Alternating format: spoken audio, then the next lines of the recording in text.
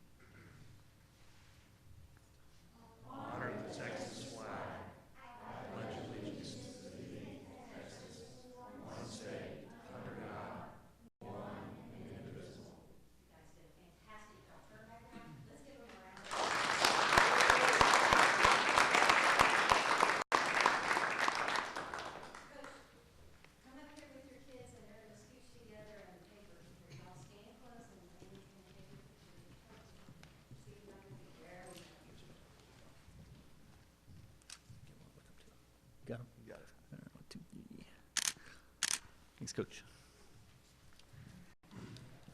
Let's give him another round of applause.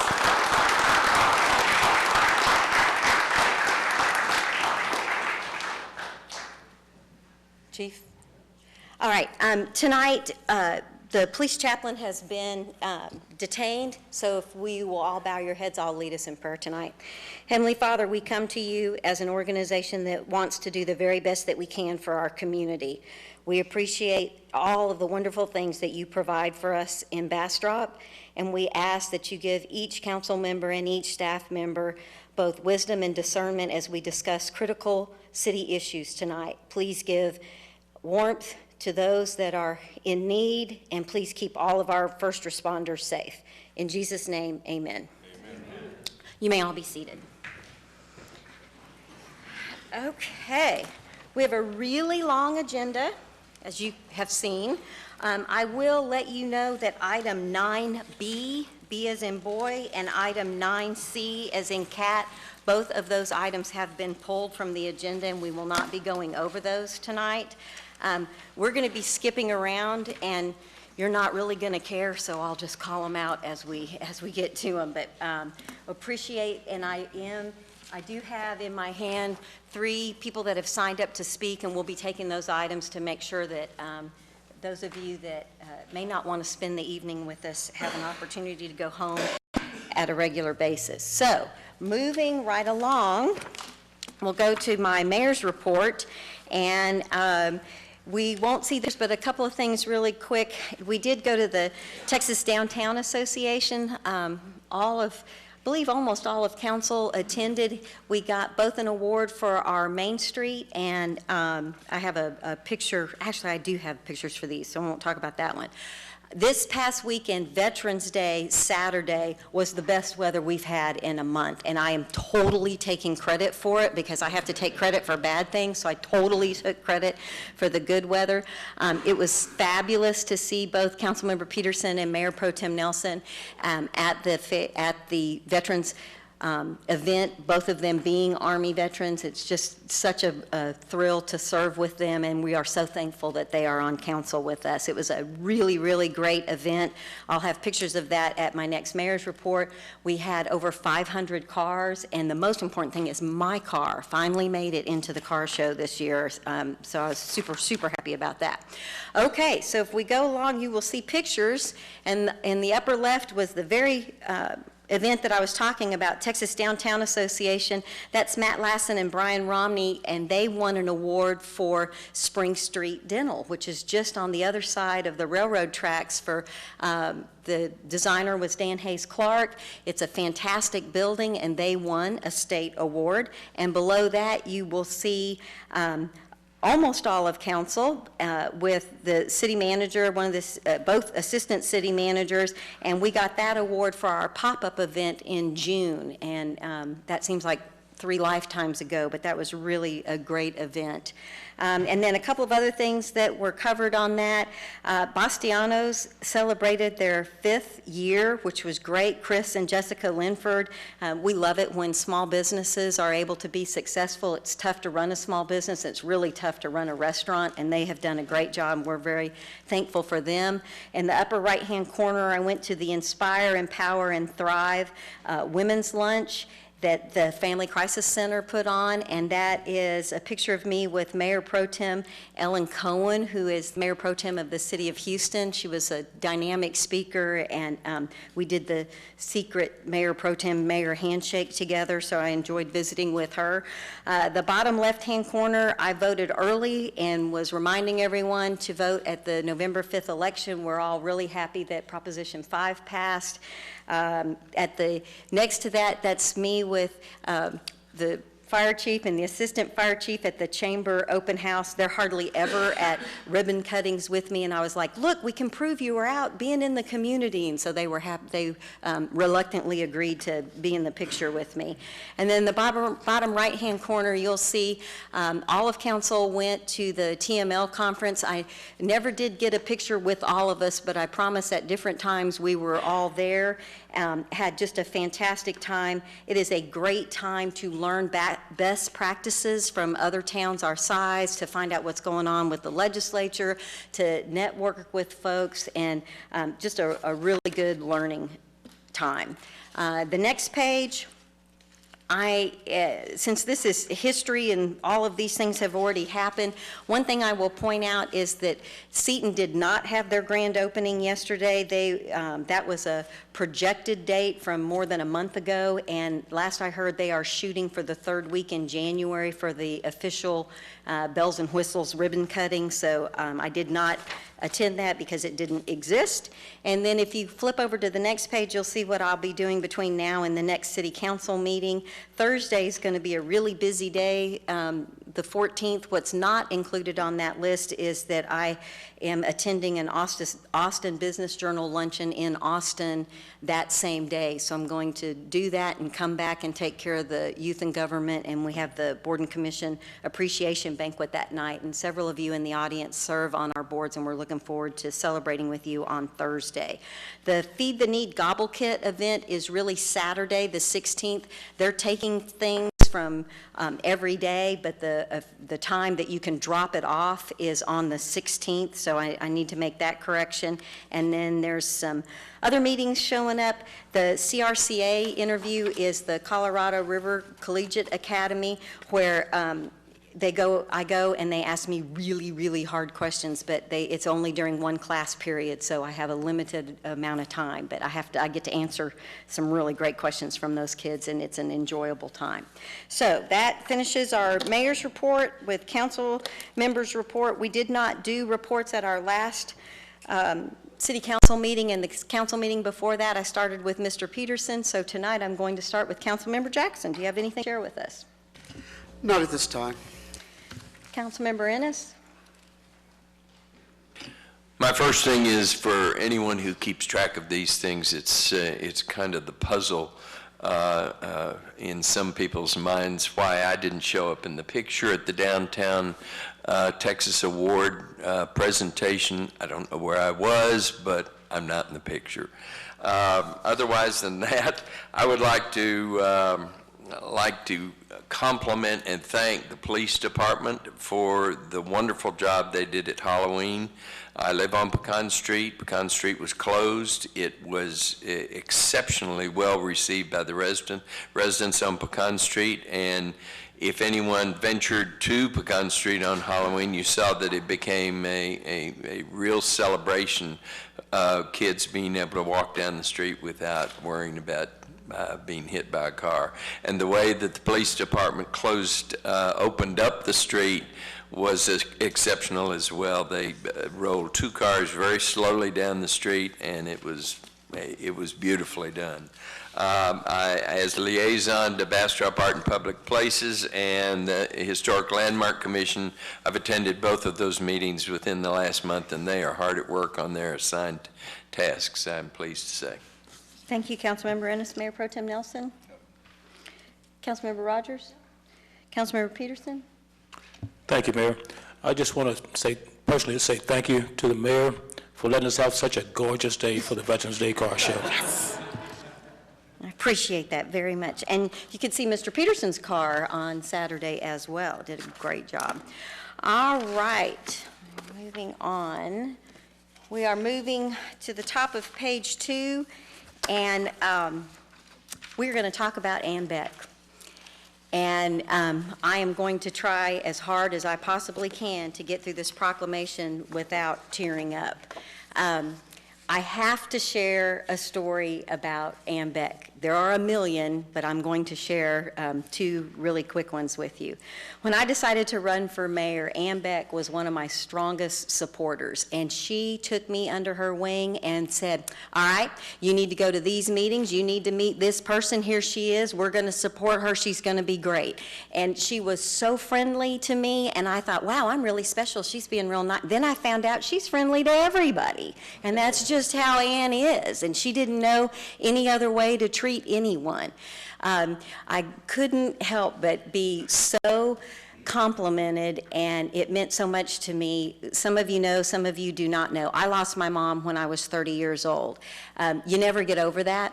And one of the things for me is when I get dressed to go someplace, in the back of my mind is my mom saying, that is not the right thing to wear to wherever you're going, or would she be okay with that outfit? I had been mayor about 2 months, and I came into a meeting, and Miss Beck called me over. Yes, ma'am, what can I do for you? She said, I just want you to know how much I appreciate that you are wearing a dress and pantyhose and high heels. I really like that you get dressed up for city council meetings, and you need to keep doing that. It is 32 degrees outside. I am in a dress, hose, and high heels because I have promised Miss Beck I would always dress that way as mayor, so I think about her all the time. Then after a couple more months went by, she said, Connie, come here, I need to talk to you again. Yes, ma'am, what can I do for you? She said, you're not going to see me here so often. I think you're doing a pretty good job, but I want you to know I'm going to be watching from home. And if you guys don't behave, I'm going to be back in here making sure that we set things right. Yes, ma'am. And it was such a compliment that she felt like things were going well enough that she didn't have to sit in the audience and be there to keep us under control. She was a phenomenal lady. She touched so many people's lives, and I miss her desperately. With that, the proclamation is in the packet, and I would like to recognize her husband, Marvin, and her daughter, and you have to tell me your first name. Deandra. And I will read the proclamation, and then I will give it to Mr. Beck. Whereas the city of Bastrop mourns the passing, yet celebrates the life and contributions of Miss Ann Beck, one of the city's most engaged volunteers who was called from labor to reward on October 31st, 2019. Whereas Ann had a passion for the arts, parks, history, libraries, and politics. Boy, did she have a passion for politics, and actively shared her passions with others through the gift of her time and her talents. Whereas Ann was one of the staunchest supporters of Bastrop's small business revolution. She took pictures wherever she went, learned to upload photos to Facebook, and at the young age of 80, learned how to use a hashtag. Whereas Ann was an active member of Bastrop Art in Public Places for many years and coordinated the annual 2D art program, ensuring that the public could enjoy creative and expressive art in all of the city's buildings. Whereas Ann's devotion to her husband Marvin was a shining example of true love. Ann's unwavering advocacy ensured that Marvin received the very best care. They had places to go, things to do, and people to see. Whereas Ann had an amazing gift of holding those in her life accountable for their actions, but did so with genuine passion and concern for the community without personalizing issues or belittling others. Whereas Ann knew no strangers, her warmth, her graciousness, her kindness, and her interest in all things, and her abundant compassion marked every interaction. She embraced the community, in part and in whole, and the community hugged her right back. Whereas Ann was an extraordinary person whose example inspires us all, the example she provided as a loving spouse, wonderful mother and grandmother, and the example she provided as a pillar of community engagement in all its forms, and whereas the city of Bastrop, the government entity, and the city of Bastrop, the place, owe her an immense debt of gratitude and will carry her memory with love and respect and will continue to be instructed by her example. And whereas Ann lived her values and gave selflessly of herself to make the world a better place, without a doubt, the Bastrop community will miss Ann's remarkable spirit and dedication to helping others. Now, therefore, be it resolved that I, Connie Schrader, Mayor, and the entire City Council of the City of Bastrop offer our sincere condolences to Marvin and the entire Beck family. May the cherished memories of Ann bring you comfort, and may God bless the Beck family in their time of sorrow. Marvin Beck.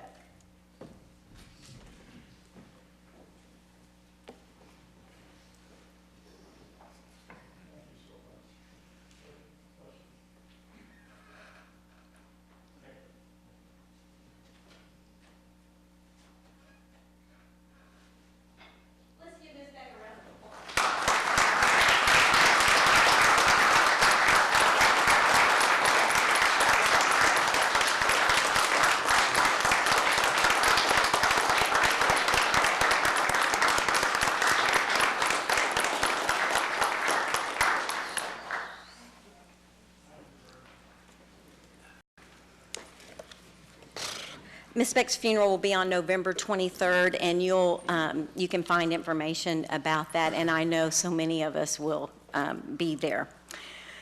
So, with that, we are moving on in the agenda to item 5A, receive presentation and hold discussion with New Gen Strategies and Solutions regarding the city's water and wastewater rate ordinance and established rates.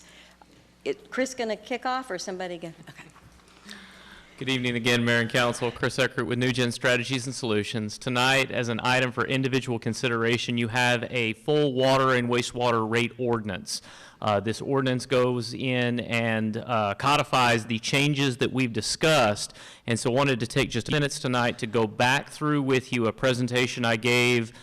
It feels like it's been almost a year ago at this point. I'm not sure how long it's been, but just walk back through some of those changes, just making sure you understand what those are, make sure we address any questions that you may have.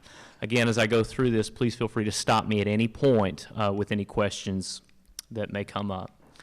So again, I am going to skip through just a few slides here in the interest of time, but the first change we are recommending is that you reduce the number of water rate blocks. Again, when you think about your water rate structure, it's a two-part rate. There's a fixed component, there's a volumetric component. That volumetric component right now has 6 rate blocks. And so the more you use, the rate goes up. So it's what we call an inclining block or a conservation-based rate.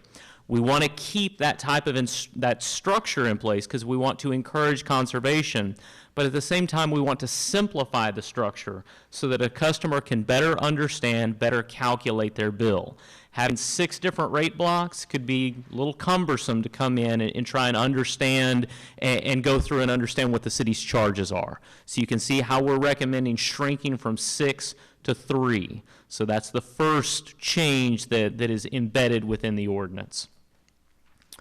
Also within the ordinance, we are recommending that on the fixed charge side of the bill, so the first change was on the volumetric side. This is on the fixed charge side. Everybody pays a fixed charge regardless of use. Before you take anything, you have to pay the fixed charge. Right now, regardless of meter size, every customer pays the same fixed charge. So when we think about that, the larger the meter, the greater the instantaneous demand that meter can place on the system. Meaning if you have a 2-inch meter and you open that meter all the way, you can take a lot more water, you place a lot more demand on the system than a 3/4-inch meter. To recognize that, it's an industry standard practice to charge larger meters a larger charge based on the demand they place on the system. And so that's the slide that you see on the screen right now. We're recommending you phase this in over time. So the ordinance takes the first step, pushing that change into place. So we're starting to charge more based on the size of the meter. I do want to point out where it says number of units on the screen, that is the number of meters of that size that you have in your system. 90% of the meters are not going to be impacted by this. Primarily your residential customers are at that 3/4-inch base. This is going to impact primarily your commercial, your larger commercial customers, the schools that have the larger meters. That's where the impact is going to come in. But again, we're trying to align pricing with cost causation, because this drives your investment in the system, and so that's what drives up or ultimately determines that higher price. Any questions on that? All right. Another change that we're recommending is specific to your multi-family or multi-unit accounts. Right now, let's say we have a multi-unit complex that has 4 units in it, and that is served by a 3-inch meter. Right now, you would charge that account just the 3-inch meter charge. What we're recommending is that when you have multiple units, either multifamily or multi-commercial, that you charge each of those units as if it were a standalone 3/4-inch meter.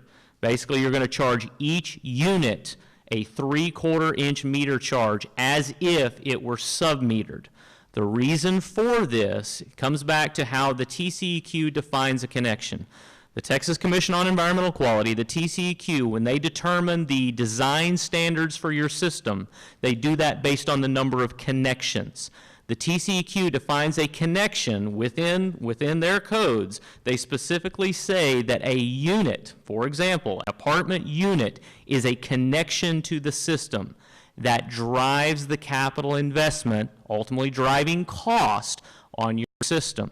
So we do recommend that you charge each of those units as if it had a 3/4 inch meter. So that's the recommended change. Any questions on that? Councilmember Rogers? Thank you, Mayor. I have a question on that. Okay, so if, let's say it's a 3-inch meter, and it's a commercial thing, you're gonna charge them this, a set rate because it's a bigger meter.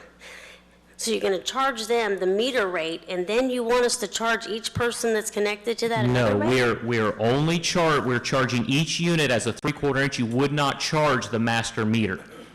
You But the- would not charge the 3-inch meter. You would come in and effectively say, because this is a multi-unit property, we're going to take 4 units times the 3/4 inch meter charge. You would not charge them as if it were a 3-inch meter. Okay, so I have a question. So part of that flat rate, the standing rate or whatever you call it, part of that is to pay the city back for what it costs to repair that meter, whichever else.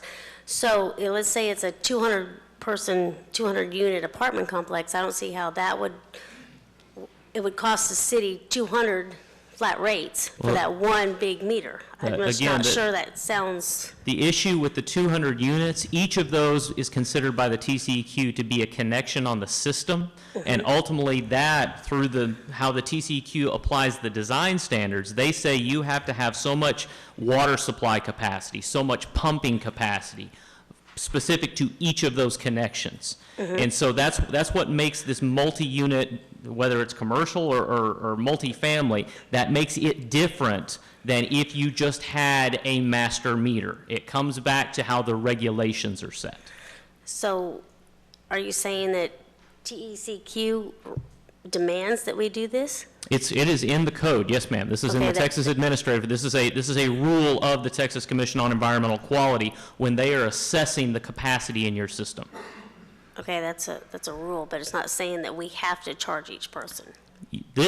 You are the regulatory body over your rates. You don't have to do this, but we are recommending that you do this to align with how your costs are being driven by the regulations. Okay, I just make sure, because you're saying that TECQ wants us to do this, and I just want to make sure it's not something Let that's me- regulated for us, that we have to do it. Let me clarify my comment. That when I say what the TCEQ is requiring, they are requiring a capacity investment. They are not saying how you have to charge. We are recommending that you charge this way to align your pricing with how your costs are ultimately incurred.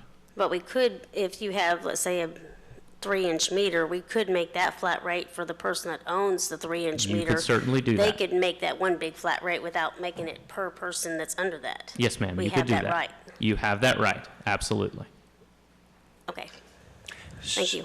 Councilmember Ennis? So if you do that, the meter would exist on the main going into the complex instead of at each apartment, say. Yes, sir, you would charge the master meter, you wouldn't charge individual units, that's correct. But isn't it more efficient to, it would seem like this apartment A might use a lot more than apartment B, so you're much more efficient if you're charging it per apartment. Well, and again, as you think? think about a multifamily complex, there may be differences in how they're being charged. You may have a multifamily complex where every unit is sub-metered, where there already is a meter that exists on each unit.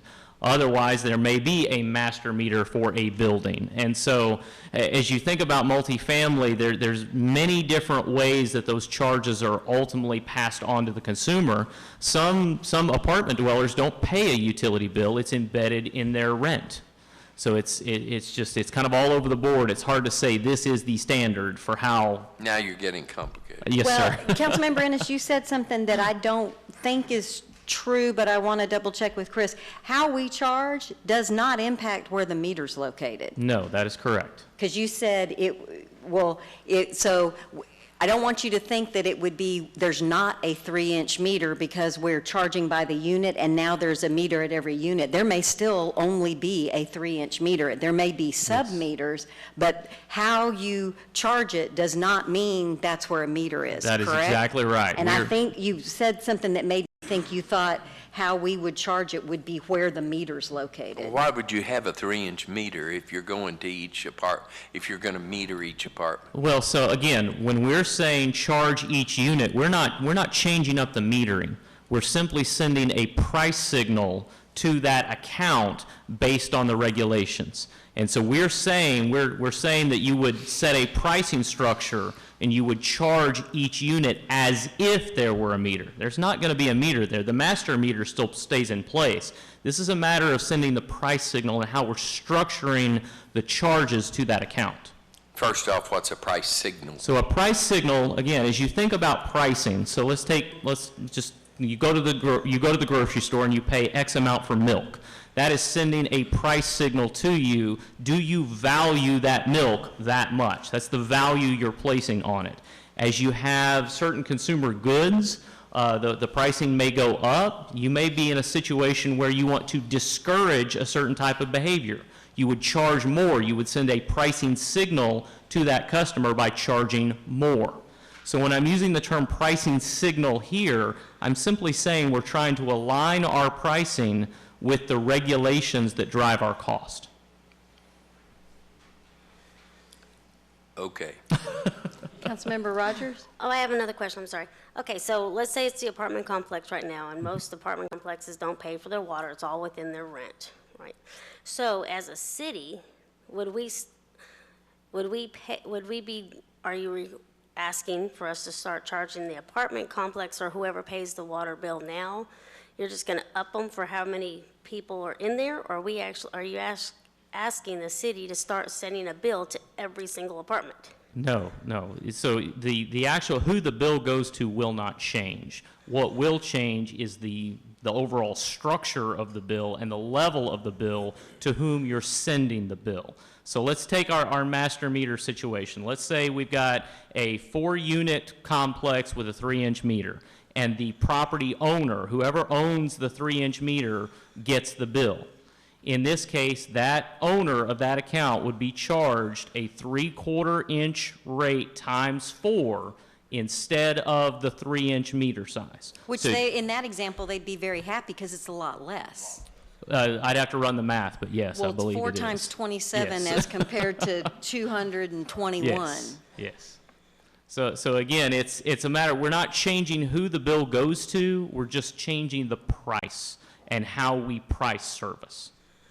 So I have a question, I think it's for the city manager. Is that not how we're doing it now, or how are we doing it right this second? It's my understanding we are not doing this. You are doing this on the sewer side right now, you are not doing it on the water side.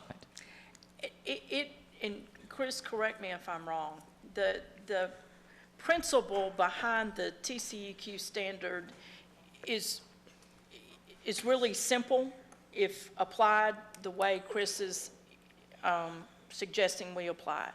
Every unit, every household creates a demand on our system and creates an expectation for service. And at the end of the day, that service is a fixed cost. It just becomes a policy decision on how you choose to allocate the cost. And if each one of your multifamily units expects to have water and wastewater service and expects to create that basic demand, then it seems reasonable for the people that benefit from that service to pay the fee. And I think that's what you're recommending. Yes. And TCEQ, when we answer their questions and we build plants, we have to build it based on service unit credits. So they don't look at the number necessarily of The demand volume. that's right. They look at how many people we're serving, how many facilities we're serving, and that's the demand we have to place. The value of this is $126,000. So if you don't allocate the cost in the way that it's being suggested, then we'll have to come back and find the place to allocate this $126,000, because we've priced the cost of our system and improvements and then attempted to allocate it fairly based on TCEQ regulations, for a lack of a better term. When Chris was here, whenever it was, we had a list of inconsistencies in the applications of our rules. And one of the things we were trying to do was to really come into compliance so that everybody was treated the same, we didn't have the anomalies, and we were following the TCEQ standards. And this is one that clearly has a hefty price tag. But we could certainly do different if that's your pleasure. But it will require us to go back and allocate the rates differently. I'm just trying to make sure I understand completely. My other question was, I understand, okay, let's say it's a big commercial again, and they have a 3-inch meter, which I don't even know how big that is, but, you know. So, and it's the 3-inch meter is, you're gonna charge them more because the demand, let's say they turn it on, they get all that water compared to a 3/4-inch meter, correct? Yes, ultimately, it's the demand that they can place on the system. Okay. Yes, ma'am. So, I'm a little confused on, okay, so it's an apartment complex, they have the 3-inch meter, then there's this gas station over here that has a 3-inch meter. They both have the same ability of demand, correct? Yes, that is But you're correct. gonna charge this apartment complex 10 times, or however many apartments they have, where Depending this upon the gas number of units. station can get as much demand as the apartment complex, and they're still gonna be charged this differently. So I don't understand how that could be fair. So there's a difference between a car wash on a commercial application that may need the water from that 3-inch meter and 100 different apartments that will be stressing your system based on the volume. Yes, well, and you're also pointing out some, I don't want to say inconsistency, but an issue with how regulations are applied.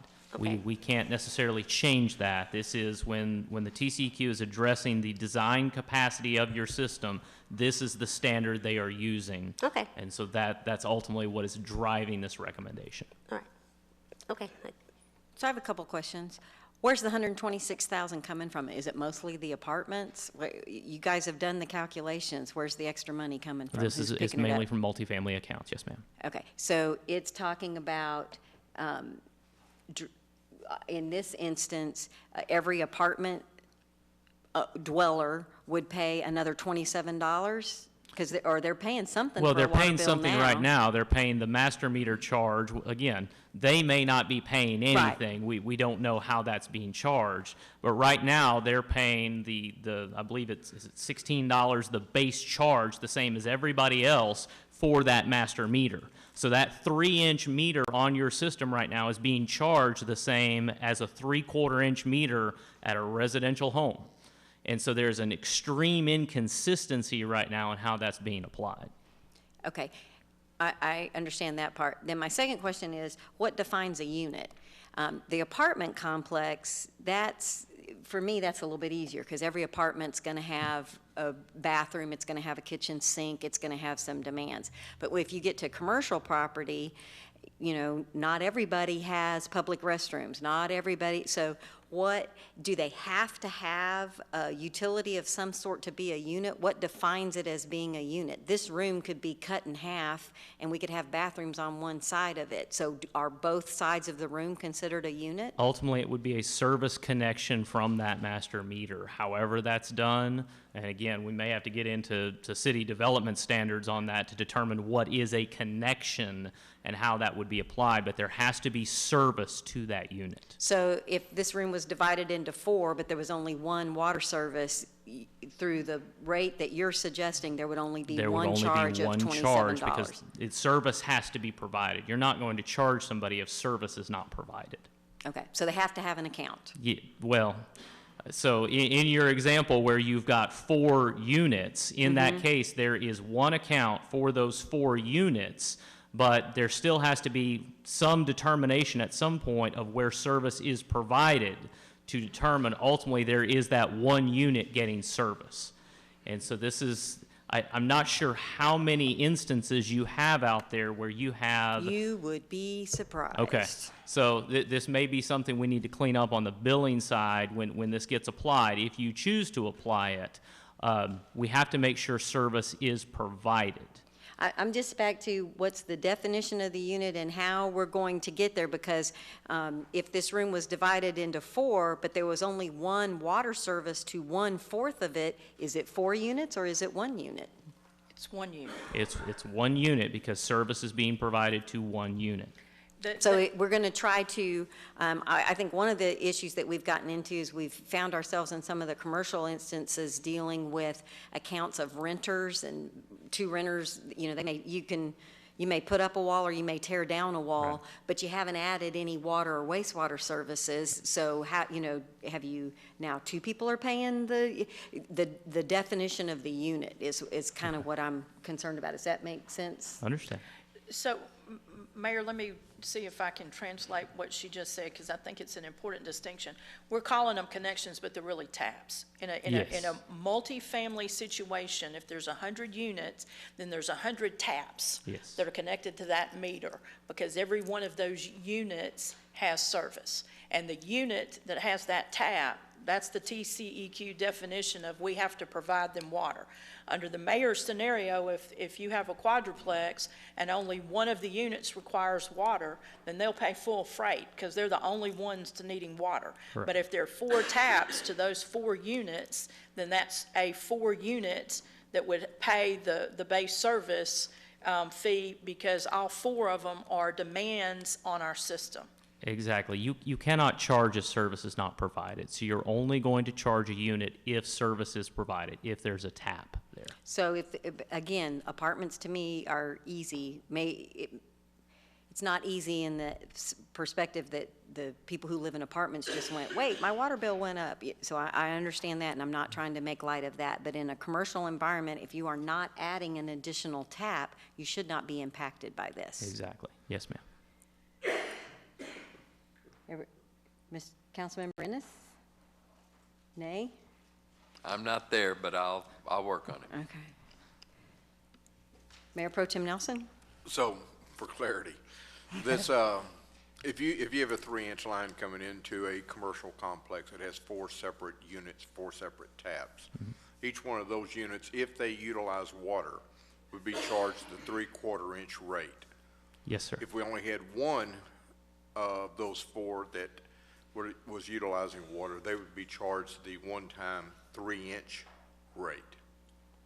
Well, you said a 3/4-inch tap coming in, so He are said you? I'm saying, I Okay, said a 3, I a apologize. 3-inch line coming into a 4-part complex. Okay. If all 4 of them are utilizing water, they would be charged, each one of them be charged a 27-some-odd-cent rate. Yes. If only one of those 4 were utilizing water and had a single tap, would they be charged the 3-inch rate? Or If there's a 3-inch meter there for that one connection, then yes, it would be charged the 3-inch rate. Yes, sir.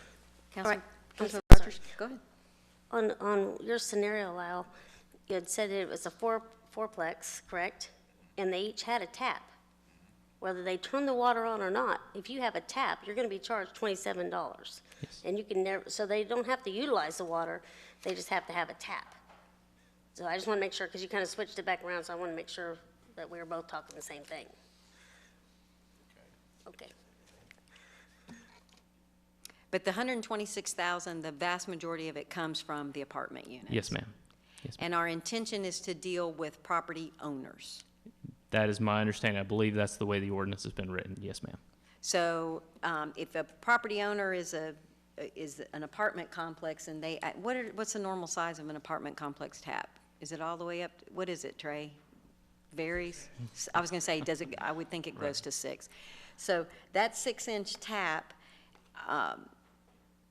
are we saying in the policy that you're suggesting, they would not get the $661.68, they would be charged however many units they have times $27.72? Times the 3/4-inch rate. And that yes. bill would be going to the same person who's getting the bill for the 6-inch water meter now. And what they do with that bill, how they pass it on, if they pass it on, how much of it they pass on is between them and the people who choose to live in their apartments. That is their decision. Yes, ma'am. Council, any more questions? Okay. Keep going, Chris. All right. Related to this change, I do want to point out we also need to calculate the volumetric bill because there is a tiered structure. So as we price per unit, we also need to make sure that we're pricing on the volume side per unit. So for example, if say I had a 3-unit complex that consumes 60,000 gallons, your first tier under this new structure is 0 to 10,000 gallons. So effectively, on that lowest tier rate, there would be 3 units times 10,000 gallons billed at the lowest rate. So again, you have to reflect the number of units within those tiers. You couldn't come in and take the full 60,000 gallons on that account and charge 10,000 at the lowest rate and push everything up to the top block. That would not be equitable. So again, we have to, as we change the fixed side, we also have to change the calculation of the volumetric side. So again, this is simply maintaining equity. All right. The final change that we're recommending, well, one thing do want to point out, as the fixed charge goes up there, the volumetric charge goes down, so the net impact is about $125,000. So that's that. The final change we're recommending on the water side is specific to your outside city customers. Wait, I'm sorry, and I apologize. No, go ahead. Did we just say that the previous one was 126,000 and this is 125,000? No. The impact of this is about $1,000. I got you. So then you did this. I was going to say, Yes. that's not what I No, remembered. ma'am. Okay, thank you.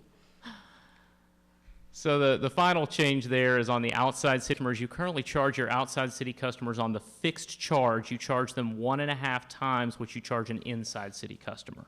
We're recommending as part of the standardization process that all charges, both fixed and variable, to outside city customers be charged at 1.5 times. This is just bringing some consistency within the ordinance and within the industry as well.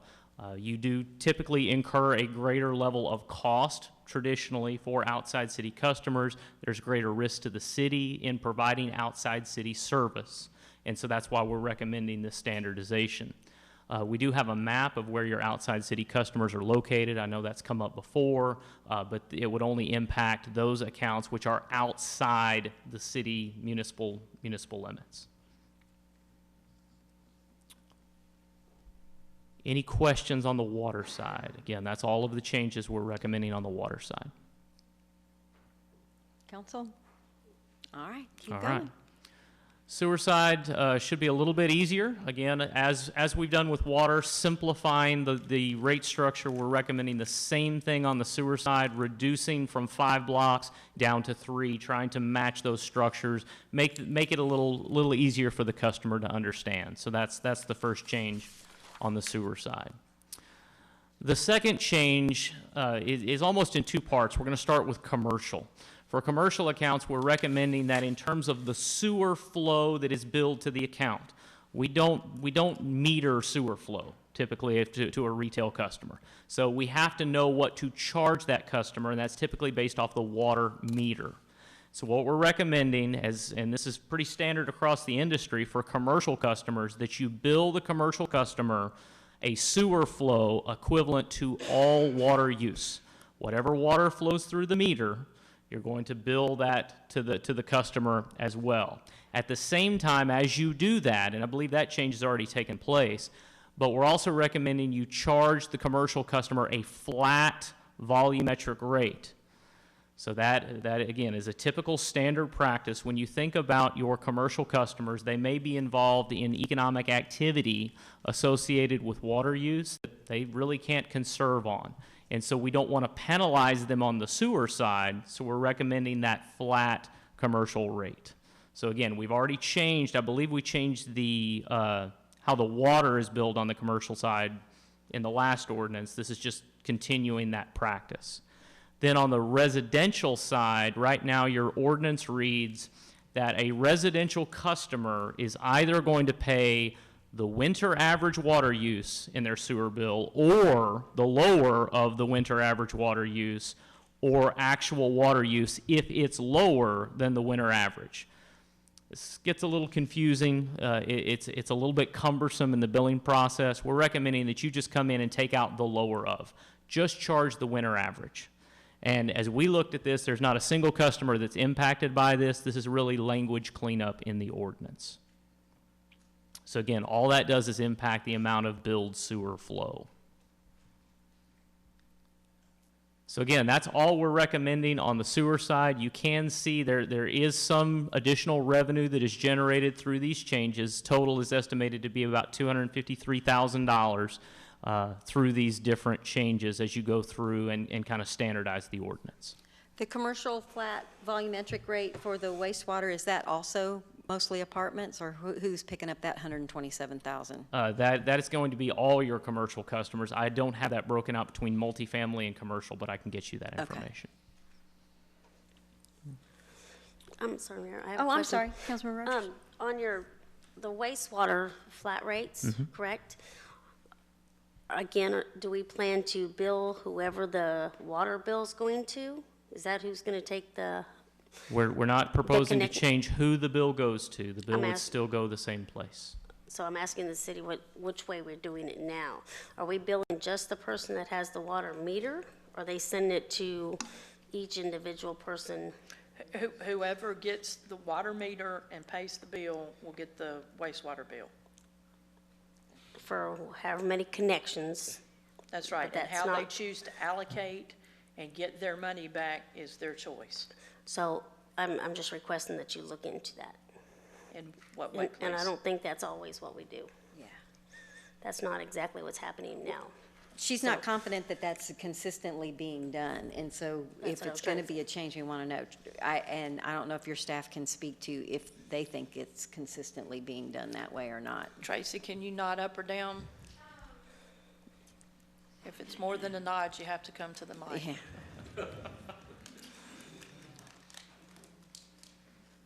One of the things that the ordinance addresses is helping us get it in the ordinance so that we can clean up some of the billing inconsistencies.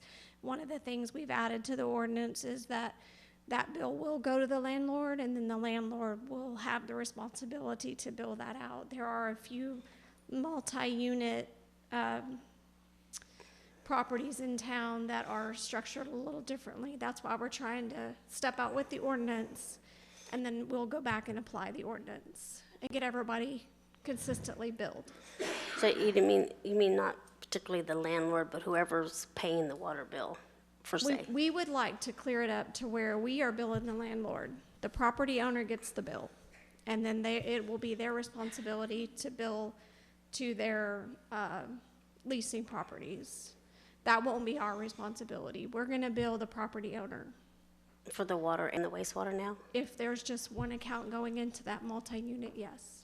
So whoever has the account at this point, not particularly the landlord?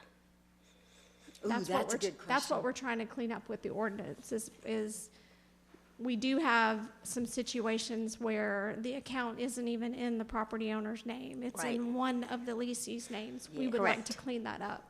But we would like to do it with an ordinance that says this is how we're going to bill. Okay, so my question is being, let's say I'm the landlord, Lyle's got it in his name, you're We're gonna asking? clean that up with the ordinance. Okay, so what I'm asking is you're now gonna require me as a landlord to have the water bill in my name? That's what the ordinance says. Okay, I'm just making sure I understand. So we're requiring a landowner to do something that they don't normally, that aren't, But they aren't necessarily doing right now. That way, we are not making that choice of who gets that bill and how it gets split up. It's gonna be clear that we are just going to give it to the property owner, and then that property owner, and this, we're only talking about multi-unit. oh, I understand. I understand. right, okay. I guess my concern is in not particularly doing it to the property owner, maybe doing it to whoever plans to sign up that meter. That's their, I'm just saying, I just hate But to the make a burden.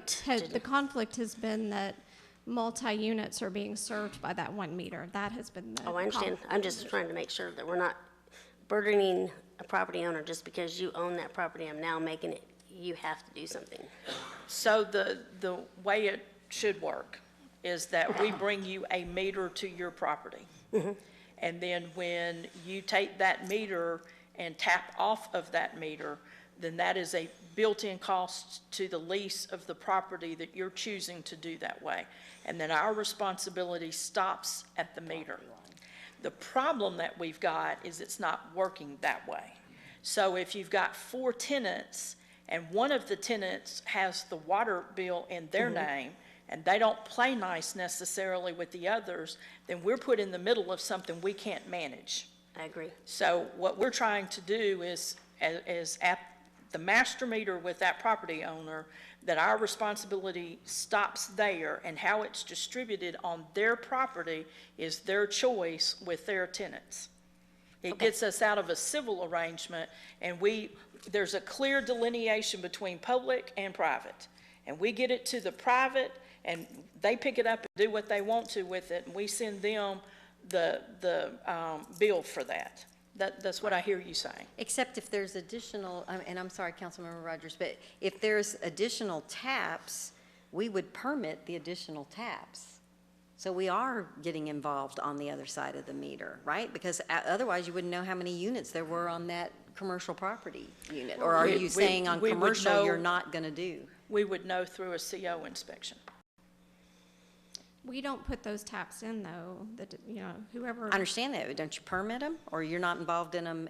We have no inspection of those additional, we do too inspect them, don't we, Trey? We inspect at installation, but once we are satisfied that they meet the TCEQ responsibilities and they're not going to cause negative health impact on the system, our responsibility ends.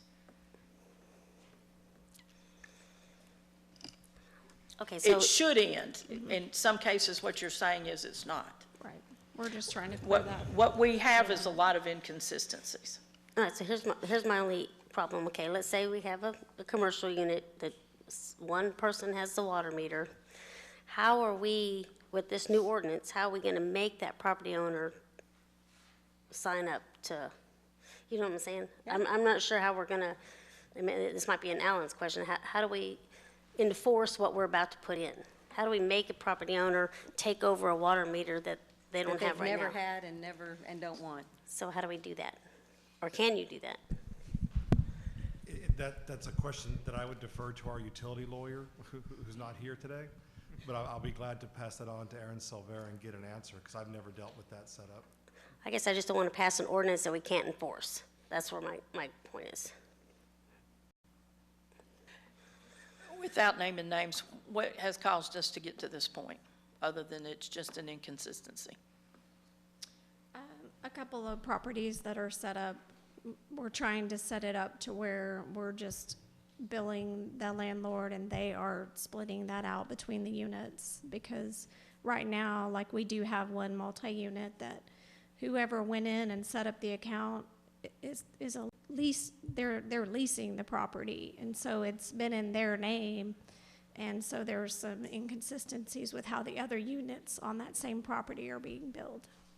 We're just trying to get outside of that and just bill the property owner, and then they can allocate the bill to the multi-units. I would also add that when you look at the PUC rules, there are a number of PUC rules regarding sub-metering or allocated billing in multifamily accounts. What this does is once the property owner gets the bill, how they handle that bill and how that goes to the customer, that's a PUC matter. And there are very specific rules around how that's how all of that is handled. Councilmember Peterson? Yes, what I'm saying is once the city put in a meter, whether it be a 3/4 inch or 6 inch, that one meter is being billed. And I'm trying to figure out how these other people are being billed when they don't even have a meter.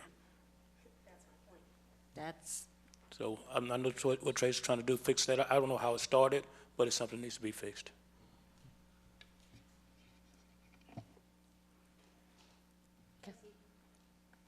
Do you know how many commercials we have a situation that the property owner doesn't have ownership or paying the bill for the water meter right now? I don't know, 3, 100? just a few. Okay, just curious. okay.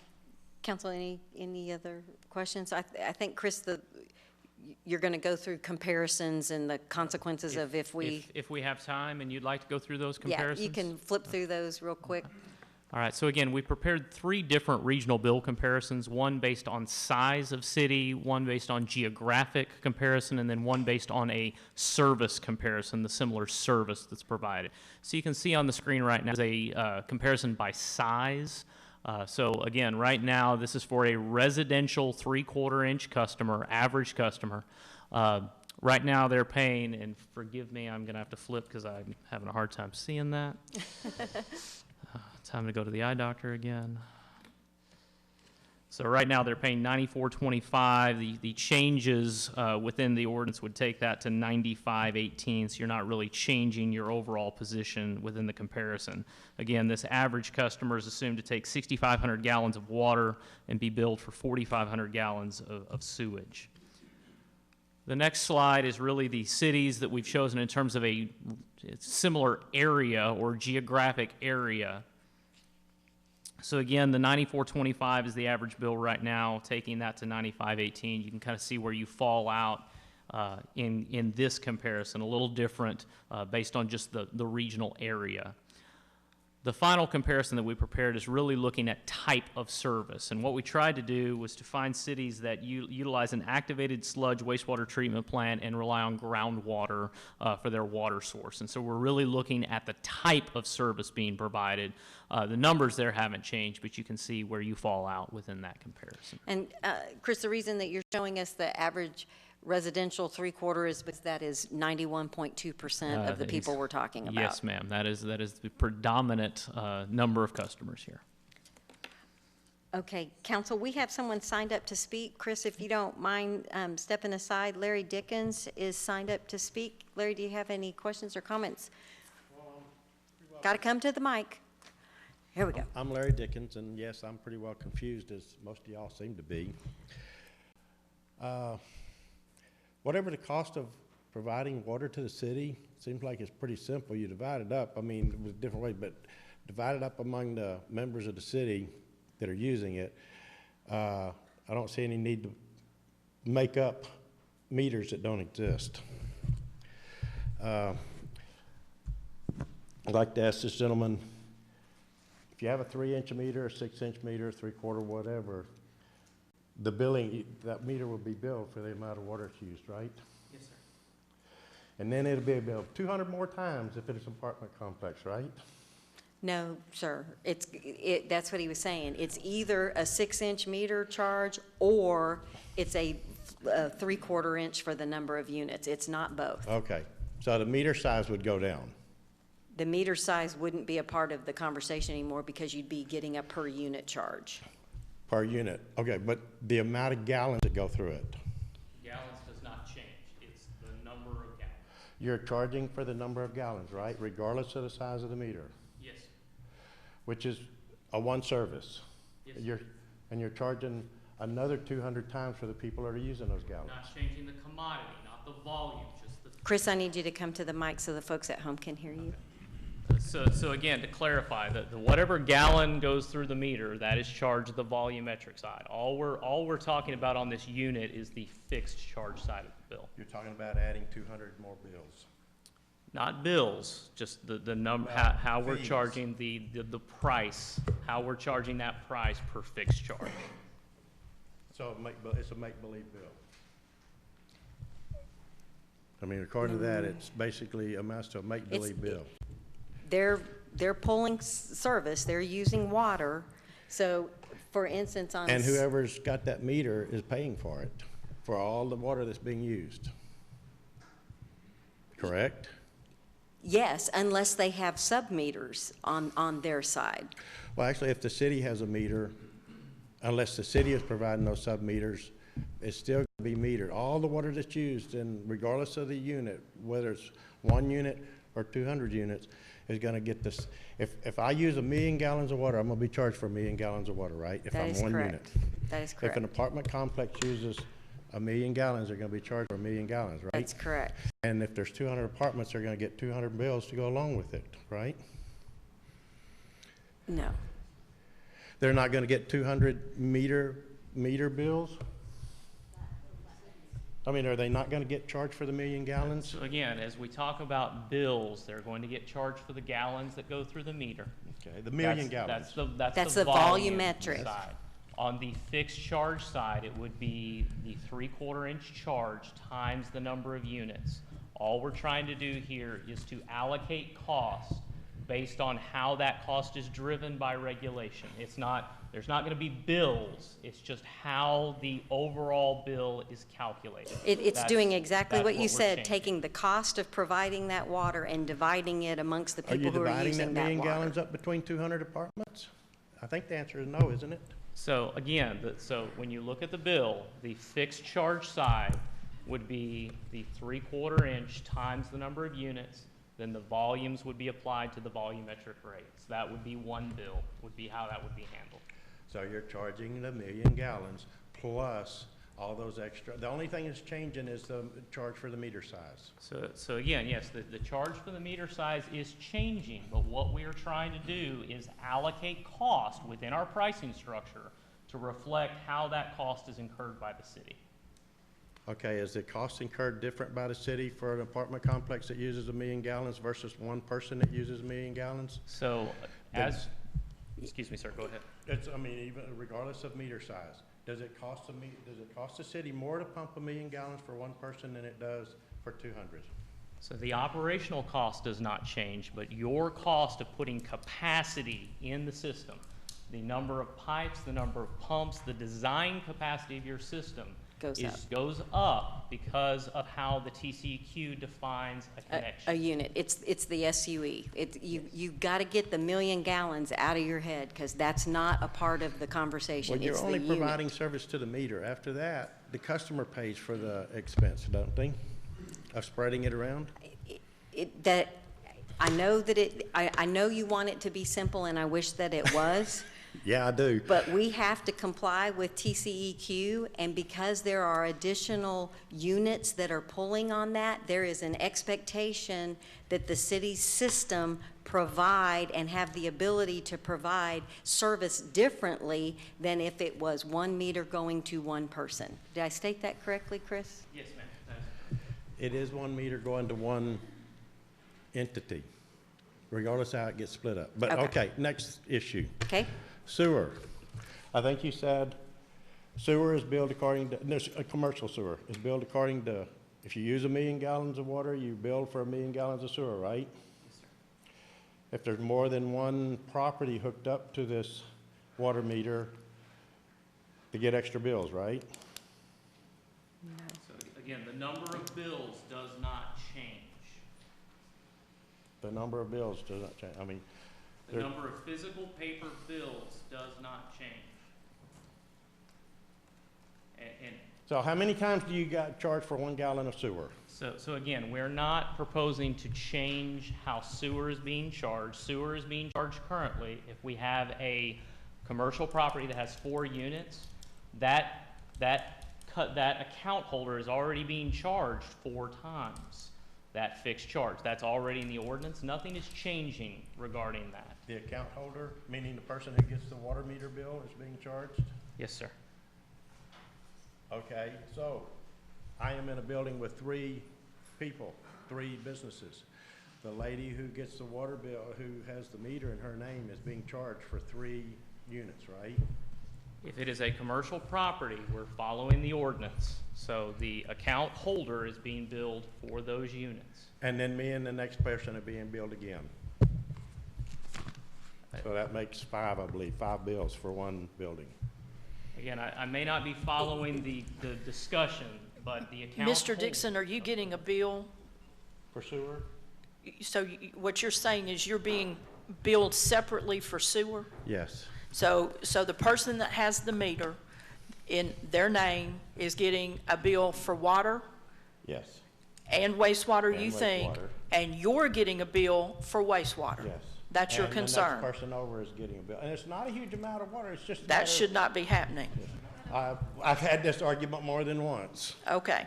I think we're now communicating, and we can all tell you, it shouldn't be happening. We I have mean, your and name. me and the other person have chipped in, we help pay, the other person uses a huge amount of water. we don't use very much, but we chip in and help her out some. So we bill you just for sewer? Yes. Okay. We will look in that tomorrow, and we will reach out to you and see if we can offer you a I'll solution. talk to you one day. Okay. Thank you. Thank you, Mr. Thank you. Dickens. Thank you. Question for you, Chris. Does it make sense to have a residential rate, a multifamily rate, and a commercial rate? Because there seems to be some confusion when you mix multifamily with commercial. And this would be real crisp if multifamily, because it has its own set of misery with TCEQ, that's not the same as commercial. So if we pull this tonight, could we go back and clean this up? Because we all understand the TCEQ makes us do things for multifamily that don't seem to have to happen under commercial, but we're clouding the definition because we're calling them the same thing. Understood. So we have residential and multifamily as one rate. Commercial and multi-unit are a different. So we're not commingling the multifamily with commercial. They are considered residential. And then the multi-units are considered commercial. I think the problem is that you give a 3-inch meter to a multifamily and it's categorized as commercial. Am I confused? I think we've changed everything to Well, residential again, and multifamily. I believe it's been amended in the ordinance, but trying to clear up all these inconsistencies is why we're here. This is why we're looking at the ordinance. Ultimately, how you structure, if you have residential, commercial, multifamily, if you want individual rate structure for that, that is within your purview, if that's where the council wants to go with this. Councilmember Ennis? I have to say, I need some more time on this. Understand. You get me to a certain point, and then Tracy says something, and I think, that's not how I understood it, and then we go back again to muddy up the water some more, and I know the mayor said this is not simple, and I'm trying to make it simple, so I need some more time on this. Understand. Councilmember Peterson? I do as well. I was just thinking about what the gentleman just said. We've got one water tap coming in that's being built, but he says he's also getting a wastewater. Now, does it have a separate tap on the wastewater than the water? So, yeah, that needs to be fixed. Because one water, one tap, what's the commercial building now? Council, I'm thinking of that saying, to make a long story short, and it's too late. To make a long story short, would you be agreeable to us pulling 9H? And city manager, we might even make a suggestion of having it as a work session item. Again, y'all can decide. But I also think, council, it would be helpful if we told the city manager, are you supportive of the idea of having residential, multifamily residential, AKA apartments, and commercial, and have 3 different tier structures? Would that help with some of the clarity around this, or are you okay with multi-unit being, do you want it to be 3 different things, or do you want to have residential and commercial? Mayor Pro Tem? If we're going to use the term multi-unit, I think there needs to be a separation between multi-unit residential and multi-unit commercial. Council nods yes, of if you're, everybody's kind of thinking that way. All right. Chris, it's complicated, and we fully appreciate it. And then what makes it also complicated is it's been inconsistently done over the last several years, so you're trying to clean up a mess and look forward at the same time. But at the end of the day, I really appreciate the way you did the cost estimate, and particularly on the wastewater. One of the other reasons I'd like to see it broken into those 3 categories is I'd like to see the impact by category, so that when council votes, they have an idea of just who's going to be picking up the $243,000. Councilmember Ennis? If we don't understand it fully tonight after the work we've already done on it, how are our citizens going to understand it? So I think we need more time on it. Okay. All right. Good job. Thank you very much. We are done with 5A, and we are officially pulling 9H from tonight. We will not be considering 9H, but we're going to get there, because the thing that we know for sure is it's got to be cleaned up. We got to get it together. So we're confident we have a good team that can take care of that for us. I owe Nikki, an apology. We are going to be going to item 9AA, and it's depressing to have that many items, but we do.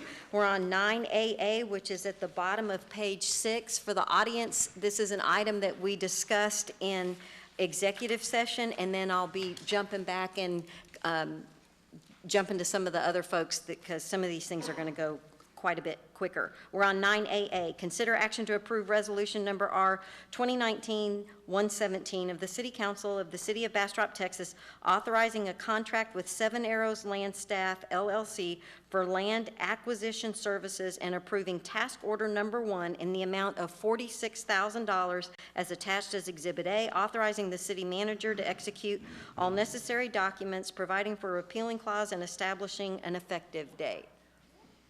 Mayor and council, what you have before you tonight is a contract for land acquisition services. It follows our typical mothership contract, typical to engineering services. It comes with exhibits that talk about those services and the price, and a task order. Task order number 1 will allow us to acquire temporary easements, permanent easements, and property necessary for wastewater treatment plant number 3. We needed to get the project designed so that we were confident with the property that we were acquiring would work. Trey Job has met with the affected property owners. We've been working with them and have put their input into the design of the plant. We have finished appraisals, and now we just need to approve the contract so that Nikki and her team can go out and acquire the property that we need in order to meet the September 2021 deadline for toilets to flush at the new plant.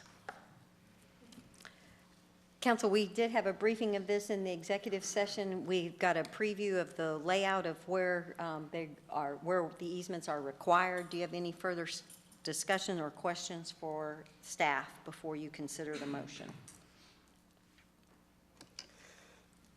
Councilmember Rogers? Second. I have a motion to approve from Councilmember Rogers. I have a second from Councilmember Ennis. Is there any further discussion? Madam Secretary, if you'll call the roll. Councilmember Rogers? Yes. Councilmember Ennis? Yes. Councilmember Jackson? Yes. Mayor Pro Tem Nelson? Yes. Councilmember Peterson? Yes. Thank you, Council. The motion passes unanimously. We're now going to be going to item 9J, and that is in the middle of page 4. Consider action to approve resolution number R 2019-111 of the City Council of the City of Bastrop, Texas, authorizing proceeding with the issuance of certificates of obligation and further directing publication of notice of intention to issue City of Bastrop, Texas combination tax and revenue certificates of obligation series 2020. Council, think fire truck. Mr. Fowler, it's all for you. And thank you, Mayor. Again, for the record, my name is Bart Fowler with McCall Parkhurst and Horton. It's my pleasure to serve you all as bond counsel. The item tonight is publication of notice of your intention to issue debt for the fire equipment. I think you've already passed a reimbursement resolution for this, so you can issue this debt and reimburse yourself in the future from a debt issuance sometime next year. The plan right now is to publish this notice starting next week for 2 consecutive weeks. The state law has changed. You may recall in the past you had to publish this notice 30 days before you could authorize the sale. The law has changed now to require 45-day notice, so like January 14th before we come back to you with a bond sale. At that point, Dan Wegmiller will be here as well to present the information to you. I'll be here to answer any questions, but tonight's item is just to publish the notice. Council, any questions? Councilmember Jackson? I was going to move to go ahead and to approve resolution number 2019-111. I have a motion to approve resolution 2019-111 Second. from Councilmember Jackson and a second from Councilmember Peterson. Is there any further discussion? This is included in our budget item, and we've basically already approved this, right? That Yes. is correct. Yes, sir. I just wanted to make that clear for Yes, sir. everybody. Thank you. Just to be clear, I believe it is a pumper, it is an aerial, and it is also the self-contained breathing apparatus. And we do have those 3 items listed specifically in the notice that your citizens will see. Great question, Councilmember Ennis. Thank you for asking. All right, any other questions or comments? Madam Secretary, if you'll call the roll. Councilmember Jackson. Yes. Councilmember Peterson. Yes. Councilmember Ennis. Yes. Mayor Pro Tem Nelson. Yes. Councilmember Rogers. Yes. All right, council, the next item that we are going to take is, we can either do boards and commissions, or we can do the public hearing, because we're posted for a public hearing tonight. Do you have preference? All right, we're going to go with boards and commissions. We're on item 9I. That is on the top of page 4. You have time to get a drink. Consider action to approve the first reading of ordinance number 2019-44 of the City Council of the City of Bastrop, Texas, amending the Bastrop Code of Ordinances, Chapter 1, titled General Provisions, Article 1.02, titled Administration, Section 1.02.002, Article 1.04, titled Boards, Committees, and Commissions, Section 1.04001-1. 1.04002 and 1.04003, Article 1.05 titled Housing Authority, Section 1.05002, Article 1.10 titled Parks, Section 1.10001, Article 1.12 titled Libraries, Division 2 titled Library Board, Section 1.12.062, Article 1.15 titled Code of Ethics, Division 3 titled Implementation, Section 1.15.013, Article 1.16 titled Art in Public Places, Section 1.16002 and 1.16003, Article 1.17 titled Main Street Advisory Board, Section 1.17001, Chapter 3 titled Building Regulations, Article 3.02 titled Construction Standards Board of Adjustment and Appeals, Section 3.02001, 3.02002, 3.02003, Chapter 15 titled Cemeteries, Article 15.01 titled Fairview Cemetery, Section 15.01002, Unifying Appointments, Terms, Number of Members, Residency Requirements, and the Filling of Vacancies for City Boards and Commissions, attached as Exhibit A, providing for findings of fact, enactment, dissolution, repealer, severability, providing an effective date, proper notice in meeting, move to include on the November 26, 2019 agenda for a second reading. Ms. Waldron.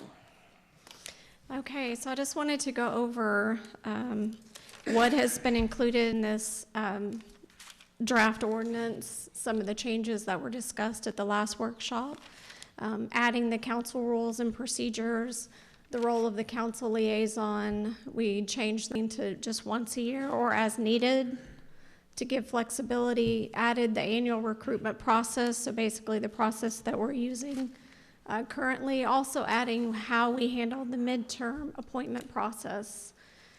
2 consecutive terms of 3 years with 1 year off. Mayor has the authority to waive this in the ordinance. 7 members unless governed by a separate law. No residential requirements, the city or ETJ, and then y'all discussed not wanting more than 2 from the ETJ, so that has been included as well. Also, Chapter 14 from the last draft that was brought to you, Chapter 14 has been completely removed because that is included in the Building Bastrop Codes section of the ordinance that you are adopting second reading tonight. Council, any questions for Ms. Waldron? Mayor Pro Tem Nelson? Did we, I seem to recall we talked about putting the council liaison onto this review We group, did. and we decided not to do so, or what? No, it's in there. Pretty sure it is. I didn't see it. It says, discussion between staff liaison, city secretary, and mayor. I thought we'd put the council liaison into that discussion group. And Say I'm what sorry, page it's on page 412, line number 6, or item number 6. Under attendance of board and commission, members shall be updated monthly to the city secretary. I think that's just attendance requirements for the board. But I know somewhere else section we did define what the council's role is as liaison.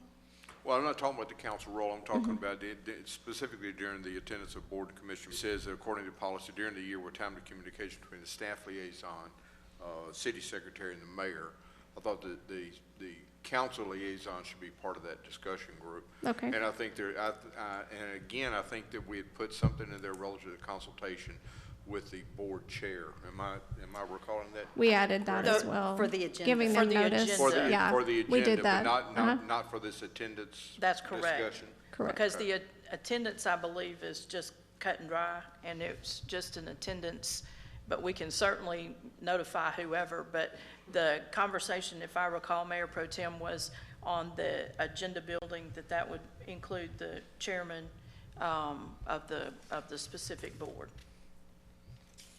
I'd still like the subject relative to attendance. I think part of the discussion group should include the council liaison. Okay. I think that's an integral We part can of that certainly add discussion. that. Mhm. Thank you. I'm sorry, Councilmember Ennis?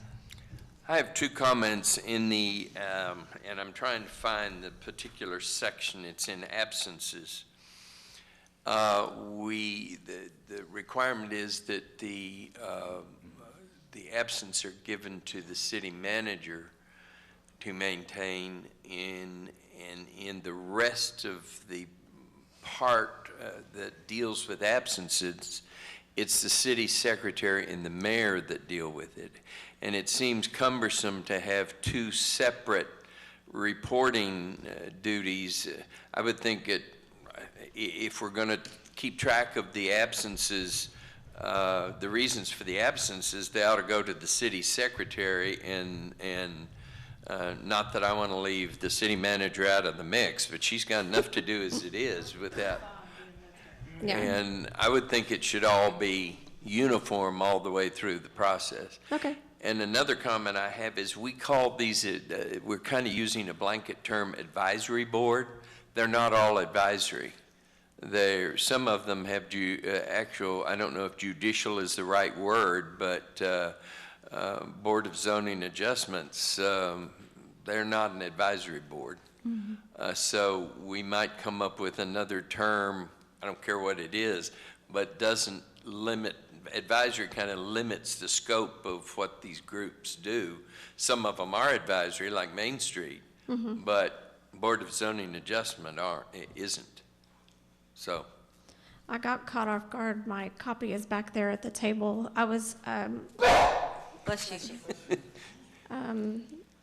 there were some of Alan's legal team that worked on some of that verbiage, and I was thinking that more than one was left in the ordinance. They weren't all just changed to be called advisory boards. There was still boards, commissions, On advisory page bodies. 5 of the 27 of the ordinance, it says city staff member or department director assigned to each advisory body. So to It's Councilmember Ennis, throughout. it implies that they are all advisory bodies. City Attorney, is that not because they act as an advisory body to this council? Is that not the generic term? Whether they, whether they act as an advisory body to this council or not, that is the industry's generic term for all these other boards, commissions, and committees. So I think that term was used because it's somewhat universal, and it helps streamline the ordinance and bring some consistency. I don't think the fact that it's clumped under the umbrella of advisory board in any way limits or changes its powers. Okay. Councilmember Rogers?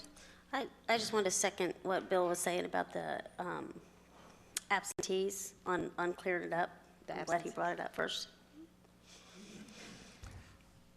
I'm sorry, I'm Councilmember in Jackson. concurrence with that also, because I think the city secretary does the agendas and gets the information out, and that information would be readily available also in most of those cases. Just for clarity's sake, the city secretary posts the agenda, but it is prepared by the staff liaison in coordination with the board chair. But we do that for consistency of compliance with Open Meetings Act, and making sure that she is a final checks and balances to make sure that it is compliant. I think from an attendance standpoint, what now is going to happen is there'll be a spreadsheet, and every month that they meet, staff will go out and put that attendance on the spreadsheet, and Ann will once a month go through it, and if there is a pattern, she will bring that to the attention of the mayor. Mayor Pro Tem Nelson? Councilmember Ennis, I think the section that you're referencing is section 1.02.002 in the form of government. I think that in Page number would be helpful. page 417, that would be section 1.02.002B1. And I think that the references the fact after the consultation between the council liaison, the staff liaison, the mayor, in discussion, there may be extenuating circumstances. I think that's what it applies here. And I think that the form of redress on that is them sending a letter to the city manager informing them of why there's been so many absentees, and perhaps it has their reason behind it or solid reasoning behind it. But I'm somewhat in agreement that perhaps that should go through the appropriate communication process, with the final arbiter being what is spelled out into the rules and regulations. The form of government that is suggested here. Did you find the area that I was talking about, sir? Okay, page 417 of our agenda.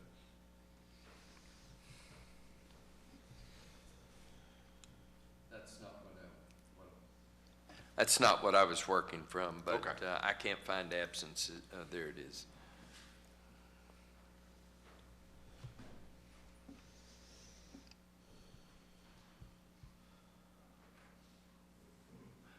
Section 1 is that regularly meeting shall provide the city manager within 2 weeks following the absence a letter identifying which of the reasons noted below reflects the basis for the absence in subsections A-C, or alternately. I would just think that that would be best, since the mayor and the city secretary are dealing with all of this paperwork. I would think it would be a good repository for it to go to Ann, and Ann keep it all in one place, rather than go to the city manager and then the city manager have to turn around and pass it on. It's inserting another link in the chain that doesn't need to be there. Are you okay with that, Mayor Pro Tem Nelson? Okay, all right. And I think the city manager said she was thrilled to not keep up with everybody's absences. One other topic, Council, if you don't mind, did you have something else, Councilmember Ennis?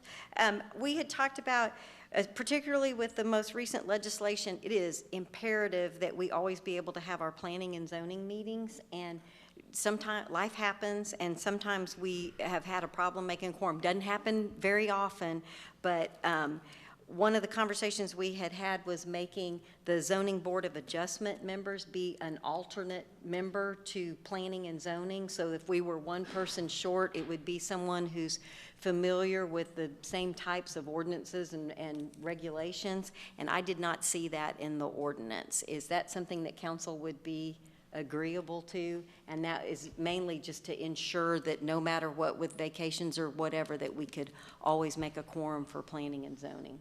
Councilmember Ennis? With our tight schedule that we've set for ourselves With the shot clock. pursuant to state law, I think that's a great idea. So the alternate was coming from what board? Board of Yeah, the Adjustments. Zoning Board of Adjustments. Okay. And, Council, when we did our interviews with those folks, we talked about that would be a possibility that they could, and it would be one of those things where it's a backup plan and they may never be called to do it, but if we found ourselves in a pinch, it would give us some additional people to call on. We can certainly add that change for second reading. Okay. Mayor Pro Tem Nelson, I am not sure that we have sufficiently captured your request. You want to, as a council liaison, be notified on absences as well as the agenda? Is that what you said, or just absences? In the body of the agenda item, one of the changes that have been placed in there, change number 6, I believe, on page 412, it states in their attendance of board and commission members should be updated monthly to the city secretary. If attendance by a specific member becomes an issue, it would be addressed according to policy during the year with timely communication between the staff liaison, the city secretary, and the mayor.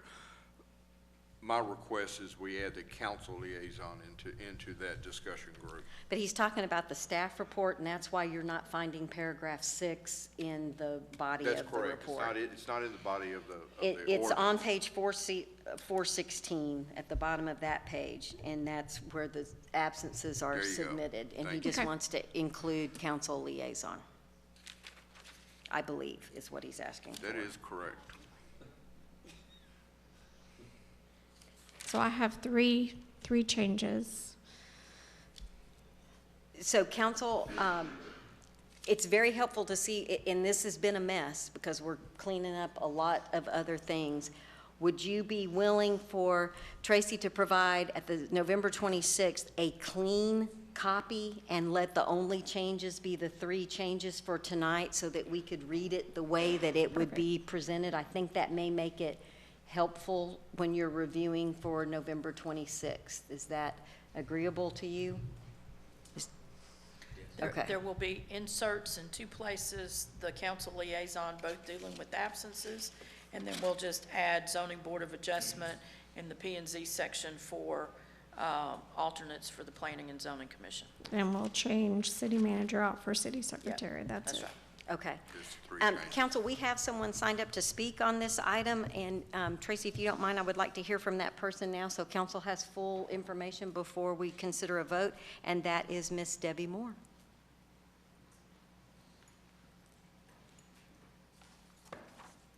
Thank you, Mayor, Council, and members. I feel better now, because if y'all can't find where stuff is, I feel better that I couldn't find stuff, that I couldn't find some stuff. And when you look at an item that's about this long on the page, it tends to be a little off-putting, and some people make kind of 1,200, almost 1,300 page agenda packet. It's kind of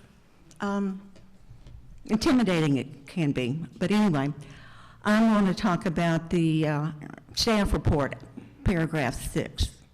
And it talks about absences if it becomes a problem or something of that effect. When you apply for a board or commission, you need to understand when they meet, how often they meet, and make a commitment to meet there at that time. Make yourself available. Of course, as we've said, life happens. And through the years, we've had people that have been traveling, business comes up, you're ill or whatever, but to leave it, it's kind of nebulous.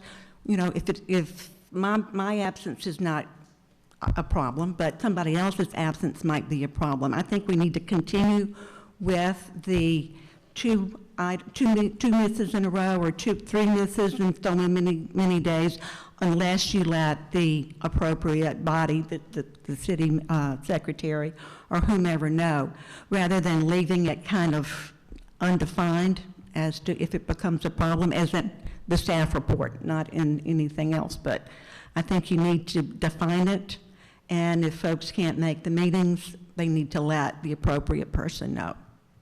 Thank you, Ms. Moore. I think when the staff report was trying to kind of do an executive summary, and that's why they said becomes an issue, but on page 4 of 27 at the bottom of the page, it specifically, to your point, says that the members are required to attend a minimum of 2/3 of the duly called regular meetings, and it talks about the absences don't count if it's a special called meeting, and then it also includes those who miss 3 consecutive meetings. So that definition is in the ordinance itself, and so although the staff report was a little bit nebulous and kind of an executive summary, the specific medical, urgent family matters that are not medical, if somebody's required to attend a primary employer, all of that is still in the body of the ordinance. And I think when we see it on the 26th with it cleaned up, it'll be a whole lot easier to find it. Great. Does that address your Yes, concern? it addresses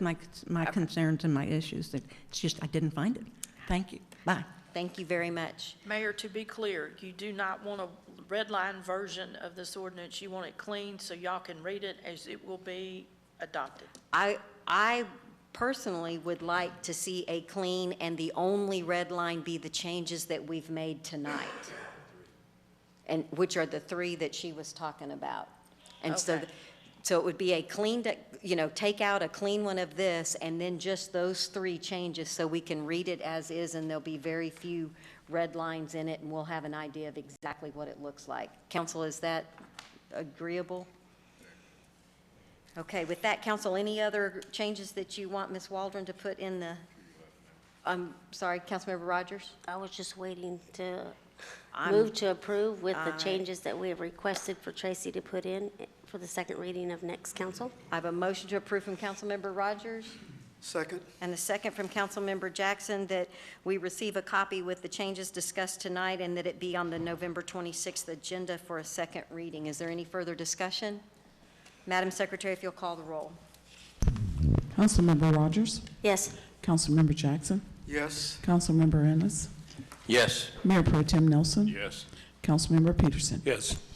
Thank you, council. The motion passes unanimously. We're going to do something really fast and really good because we're getting money. We're moving to 9K. We're on the same page.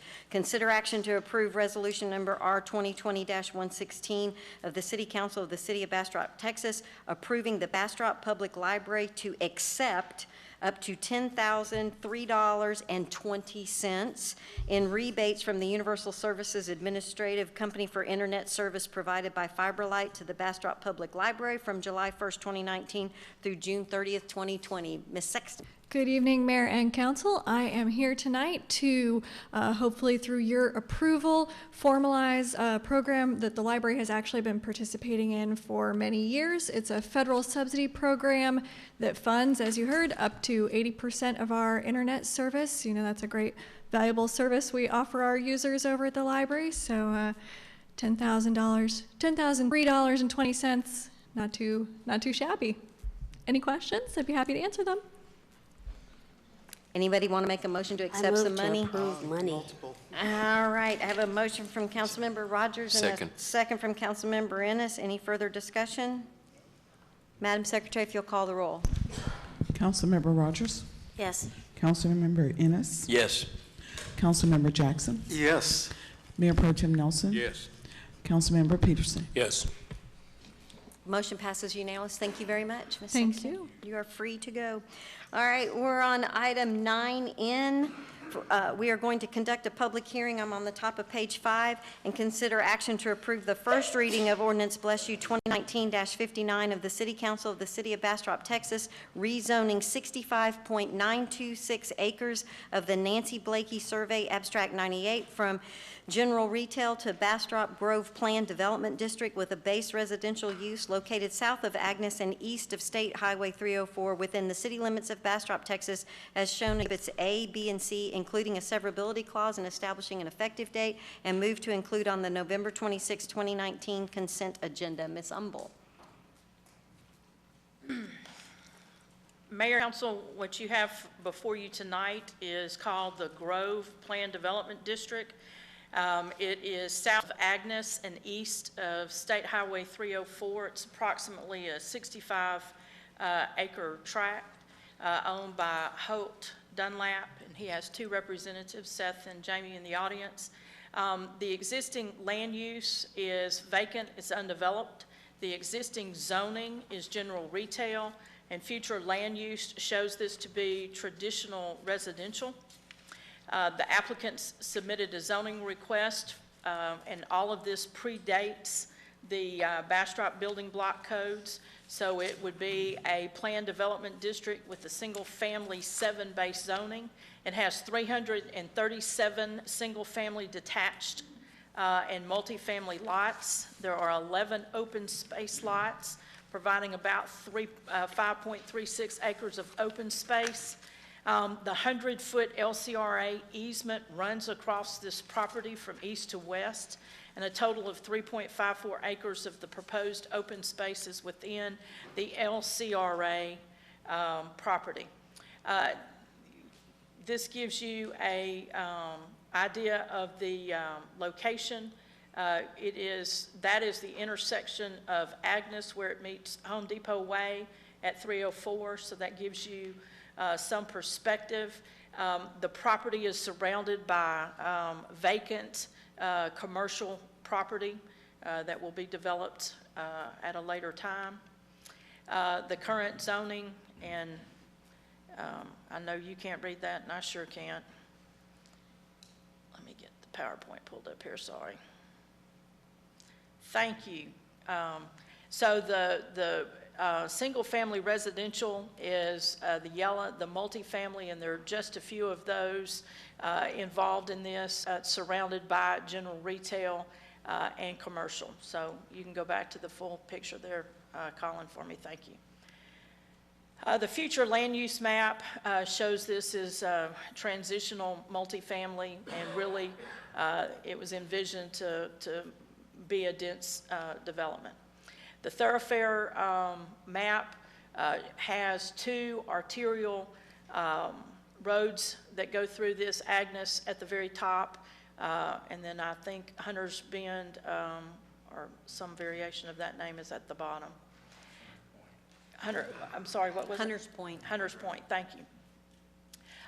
One of the things that I really appreciate about the applicant is this is a challenging piece of property, and they have gone through probably 4 or 5 variations of how to develop this property. And they have embraced the LCRA easement, and on both sides of this easement is a roadway, and the houses will actually front the roadway. And we know that to be important because statistics prove that homes that front parkland traditionally will generate between 20 and 30% premium for proximity to open space. The green line that you see running through this represents an alleyway. So these will be front-loaded to the street, very much indicative of the Bastrop Development Code, sidewalks where you'll feel good walking up and down the street, and the garages will be in the alley of the property that surrounds the easement. This gives you an idea of the site plan, and I'll talk about the various properties. There's a 35-foot, 40, 50-foot, and a multi-family product. The pink is the easement.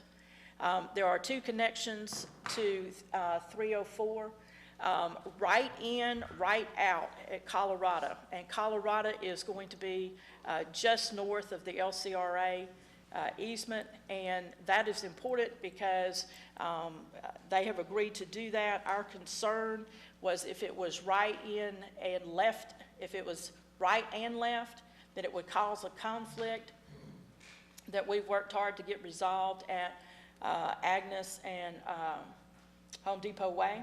And so by being right in, right out, it does not pose a traffic hazard for those that may be attempting to go left. And then it does also have the extension of Hunter's Point. So from an accessibility standpoint, the thoroughfare plan is met with both Agnes and Hunter's Point. There are 3 types of streets in this development: collector, residential, and alley. As I mentioned, there are a 35-foot lot product. There will be 48 lots, representing about 14% of the property.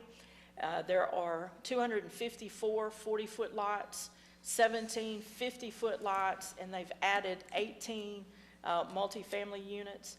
You can see that there is a dwelling unit range, and there doesn't appear to be much variation in the ranges, but the 35-foot product, when you factor in the setbacks that are required, you've got a long and narrow house that might be 2-story. So as you're riding through the neighborhood, there will be variations in housing product, which is exactly what we're striving for. And again, they've added 18 multifamily units. The question that came up at P&Z, because when this first came to P&Z in August, it was tabled, and there was encouragement to figure out a way to make sure that the residential and the commercial transitioned more appropriately instead of creating a wall. And they have a presentation. When I get through with mine, they'll walk you through and explain how they've done that. It's important to appreciate that there are multiple property owners. So we did meet with the other property owners' representative and their engineer. So to the extent that we can work and mandate, we've done that. It's probably not as tight as we would like, but certainly they've come a long way to make sure that the transition is accommodated.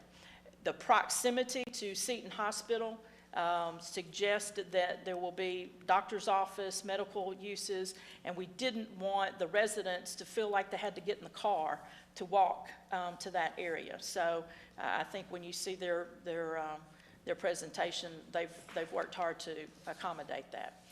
Planning and Zoning Commission made the recommendation to hold the public hearing and to approve this development as presented. So at this point in time, Mayor and Council, if there are no questions, I would like to turn this over to Seth and Jamie and let them walk through their presentation, because that may answer some of the questions you have for me. Are y'all good with that? Yes. Yes. Okay. Let you have the clicker. Yeah. That one's the bigger one. That'll back it.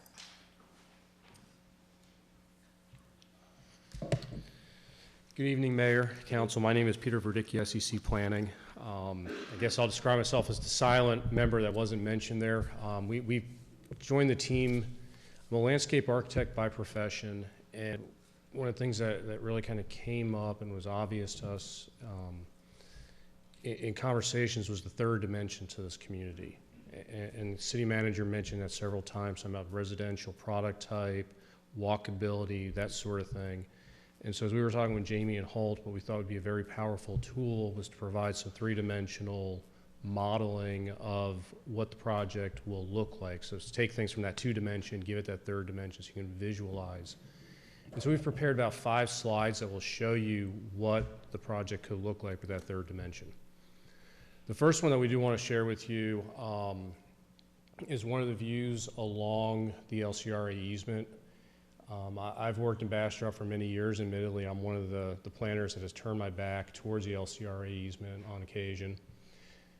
As mentioned, this project would embrace, much in the spirit of a lot of the Dallas Metroplex projects, where you have the power line, everybody knows it's there, but it provides a great opportunity for trails, recreation, place to be able to go throw a ball, walk a dog, that sort of thing. So that's really what this slide here is conveying to you. The second one shows the magnitude and the breadth of that open space. We all think of that easement, and we just really don't appreciate the magnitude, how large it is.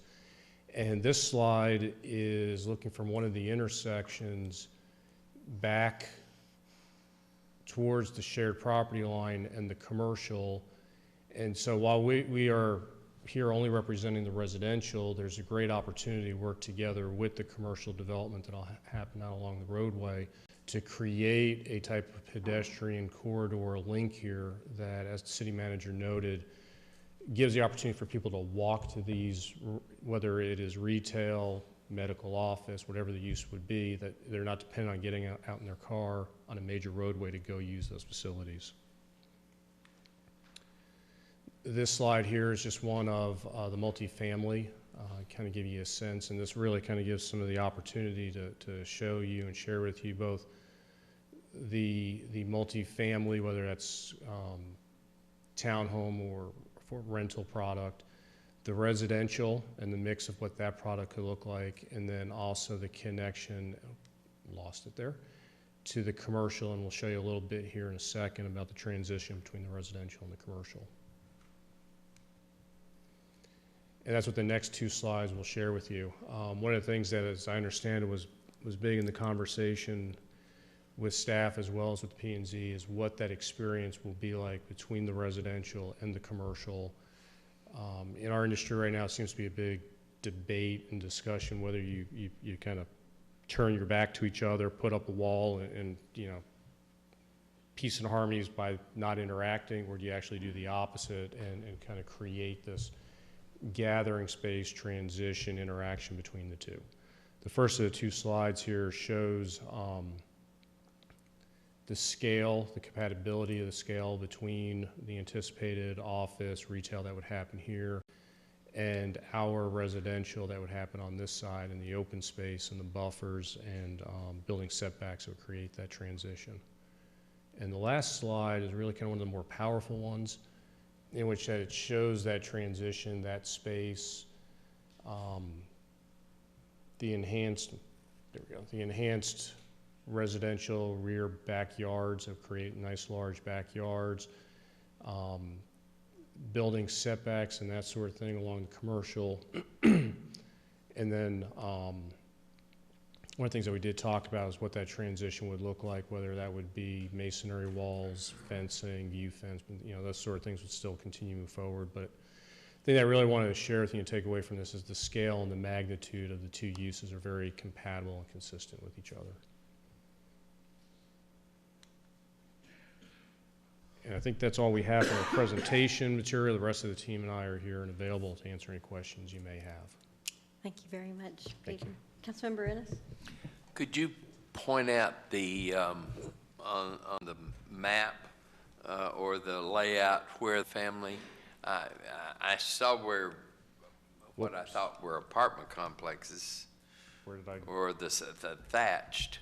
Maybe I'm not reading it I'm correctly. sorry, I've clicked in the wrong place on here. Colin, can you get us help back getting to back I'm sorry. 9 in? Started clicking away like I was at home with my remote. I'm sorry. There we go. Okay. There we go. So that's the multifamily that you're asking about. And that's The- an alley. Three-dimensional perspective. It- And then it is- on the plan, I'll go back to the plan. 'cause I It think will that was be the- south of Hunter's Point. So it is this corner down here. and We Right. kind of Okay. set it in a location by the major roadways and the commercial and that sort You of thing. had it color coded on here, but I wasn't sure if it was mixed in some of the other areas. And some of that was alleys, right? Garage-loaded alleys in the multifamily? On the concept that's on here, that's correct. Yeah. Okay, thanks. Thank you. Council, any other questions? If not, I'd like to open the public hearing. Madam Secretary, do we have anybody signed up for the public hearing? No, Mayor. All right, we're officially closing the public hearing. Councilmember Peterson, do you have a question? No, just want to move to approve. I have a motion to approve from Councilmember Second. Peterson and a second from Councilmember Ennis. Is there any further discussion? Madam Secretary, if you'll call the roll. Councilmember Peterson? Yes. Councilmember Ennis? Yes. Councilmember Jackson? Yes. Mayor Pro Tem Nelson? Yes. Councilmember Rogers? Yes. Okay, council, we are 2 hours in. Do we want to take a quick, I'm getting the bio break look. It is 8:38, and we will come back in 5 minutes. We'll shoot for 8:45. It's 8:38, and we are in recess.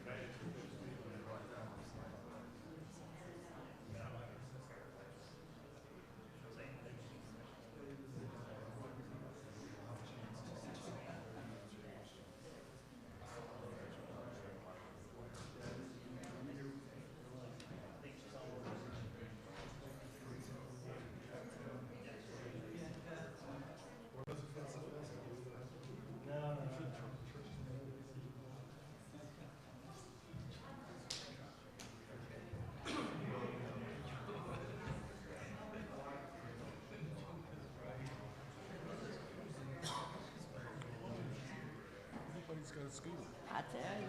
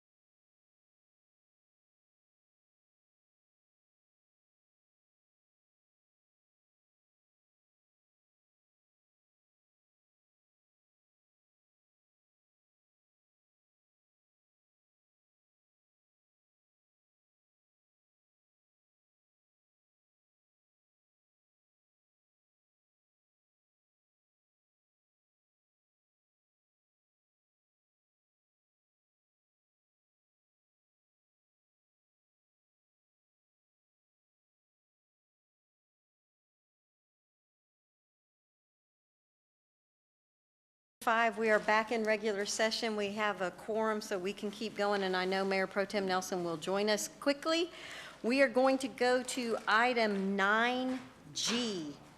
9G on page 3. Consider action to approve resolution number R 2019-114 of the City Council of the City of Bastrop, Texas, approving the third amendment to the consent agreement for the Colony Municipal Utility District Number 1 and successor districts to be created by divisions of the Colony Municipal Utility District Number 1 as attached in Exhibit A, authorizing the city manager to execute all necessary documents, providing for a repealing clause, and establishing an effective date. I believe that's you, Mr. Job. Yes, thank you, Mayor and Council.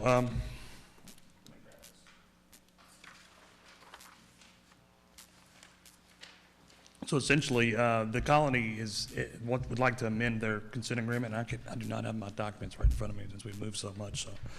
So, what I will tell you is they're actually expanding the SUV requirements from 2,500, and their request tonight is to do that and move it to 4,300. What we have here is Mr. Rick Neff and their engineer that can answer any of these technical questions for you. I've just simply put this on so you can contemplate it and take a look. It's one of their vested rights. And now what they're doing is asking to expand the units inside the MUD. They'd like to go from 2,500 to 4,300. Mayor and Council, let me explain the vesting. In the original consent agreement was on a phase-by-phase basis, and essentially what you're going to do is vest the entire development based on the rules and regulations in place today. And then it will take the consent agreement from 2,300 service units to 4,300, essentially adding about 2,000 more to the original development. Those are the major changes to this request. Mr. Job, my understanding is this allows there to be a variety of housing within the same community. And Council, you'll recall this is well outside of our city limits, but we do, because of the MUD, that's why they're having to come to us, but staff is supportive of the agreement. That is absolutely correct, and you can see in this corner the changes. That's something, there we go, this is what will be current. Let me see if I can get that magnifying glass back. And they've added some multifamily units and some additional townhomes and things of that nature, and yes, staff is in favor. Council, do you have any further questions for Mr. Job or the applicant? Move for approval. I have a motion for approval from Councilmember Peterson. Second. And a second from Councilmember Rogers. Is there any further discussion? Madam Secretary, if you'll call the roll. Councilmember Peterson? Yes. Councilmember Rogers? Yes. Councilmember Jackson? Yes. Councilmember Ennis? Yes. Mayor Pro Tem Nelson? Yes. Thank you, Council. I told you guys soon. He said that's pretty vague, so they're taken care of. I would like to recuse myself. We'll be moving to items 9Y and 9Z. And for the audience, I'm recusing myself because this has to do with Bastrop Christian Church, where my husband and I are members of the church. I am not paid. I don't, by the letter of the law, I don't have a conflict of interest, but for, there can be, someone may say that there's a conflict of interest, so I'm turning the meeting over to Mayor Pro Tem Nelson. Thank you, Madam Mayor. This item 9Y is to consider action to approve ordinance 2019-62 of the City Council, City of Bastrop, Texas, abandoning, vacating, and closing a 0.211 acres of Adams Street roadway being out of Building Block 12 west of Water Street in the City of Bastrop, Bastrop County, Texas, and which is more particularly described and depicted in Exhibit A, which is attached hereto and incorporated herein for all purposes, authorizing the city manager to execute a deed to convey said right-of-way to adjacent owners, provided for the findings of fact, repealer, and severability, establishing an effective date and proper notice and meeting. Madam City Manager. Mayor Pro Tem and Council, I want to talk to you in the context of 9Y and 9Z because they're companion pieces. One is an ordinance and the other is a resolution, hence why they're separate items. You will notice on the map that up at this top right here, you see it's Adams Street right-of-way. We don't currently have an Adams Street in town, but there's dedicated right-of-way that the church owns on either side, and that right-of-way is .211 acres. The church has asked us to abandon that right-of-way. Interestingly enough, we have built the trail that goes from the library to Fisherman's Park on property that is owned by the church, and it happens to be .211 acres. So it almost suggests that this was intended to have happened in the past and for whatever reason didn't. So what you have tonight is an ordinance that would abandon 0.211 acres of Adams Street. And by law, when we abandon right-of-way, it is abandoned from the center line of the right-of-way to the adjoining property owners. And in this case, it's the same. It's the Bastrop Christian Church. They have agreed in turn to sell us 0.211 acres that we currently have infrastructure on for $1. And then, as a part of 9Z, just because we're cleaning things up, we have an existing arrangement with the church that was approved, I'm sure, by minute order, but would be difficult for us to pull and find, is a license agreement that will allow us to continue to use the property that's directly behind the library. We use that routinely for any type of special event that happens in Fisherman's Park. And the arrangement we have is they let us use it, we mow it, and we can do that as long as the church doesn't develop. So all we're doing is formalizing what we've been doing for years. So 9Y is abandoning the right-of-way. 9Z authorizes me to execute a purchase contract with the church for $1, and then to sign a license agreement for parking so that we just essentially confirm what we've been doing, and we have a business professional arrangement. So that concludes 9Y and 9Z. I think we're going to have to read 9Z separately and take action on that. You've heard the presentation relative to this. Is there any questions for the city manager or staff? Yes. Madam City Manager, and this is not specific to this particular item, but in the future when we have a plot plan layout like this, is there any way we could have it put on a bigger map so that I can get the direction in my, I mean, I know where Farm Street is. I'd have no concept of where Adams Street is. I know where the walkway is, but it's hard to visualize in comparison to the, without going over there and walking the property. Yes, sir, be glad to do that. This is just for reference, it's Farm Street. Right. So just beyond Adams Street is their existing building. So if where the title of this, that's where their fellowship hall is that fronts Church Street. And then alongside of this is Farm Street. This is the trail. This is the vacant property, and the library sits right there, just to give you a reference. And the church owns the two, does the church own the 211 acres, or does the city own the 211 acre right now? The church owns the 2.211 acres that we've built a sidewalk on that we don't own. What about that portion above? This right here, the church owns that we just used to park. Okay. And then there is right-of-way directly behind their building that we would be abandoning and essentially swapping for $1 so that we get our trail and we own that and abandon the right-of-way in exchange. Okay, that's the Adams Street that... That's okay. right. Okay, thanks. Yes, sir. Councilmember Jackson, you had your light on earlier. Did you have a comment? No, I'm clear. Okay. If there's no other questions or discussion, Move to approve. Second. any further discussion? Hearing none, Madam Secretary, will you call the roll? Councilmember Ennis. Yes. Councilmember Peterson. Yes. Councilmember Jackson, Yes. Councilmember Rogers, Yes.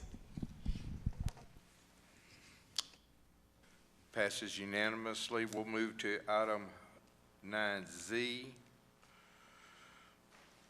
Consider action to approve resolution number R2019-18 of the City Council of the City of Bastrop authorizing a contract to purchase 2.211 acres of portion of Building Block 12 west of Water Street in the amount of $1 from the Bastrop Christian Church attached as Exhibit A, and approving a license agreement for parking during special events with Bastrop Christian Church as attached as Exhibit B, authorizing the city manager to execute all necessary documents, providing for a repealing clause, and establishing an effective date. You've already heard the presentation of the city manager. Are there any questions or comments relative to this item? I just move for approval for that resolution number 118.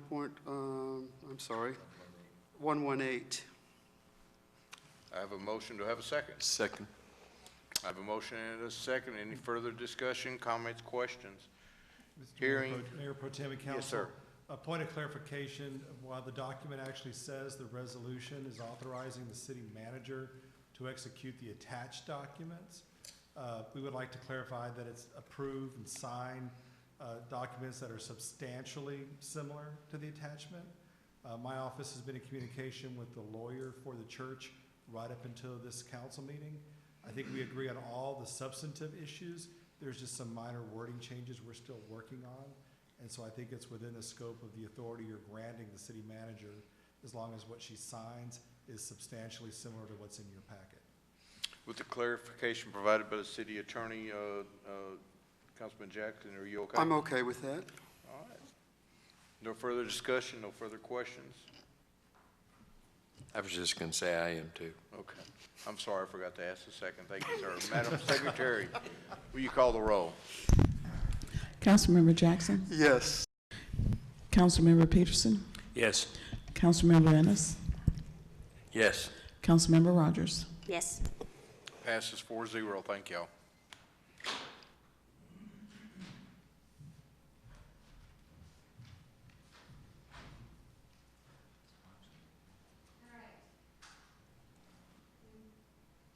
We will be moving to item 9W, which is towards the top of page 6.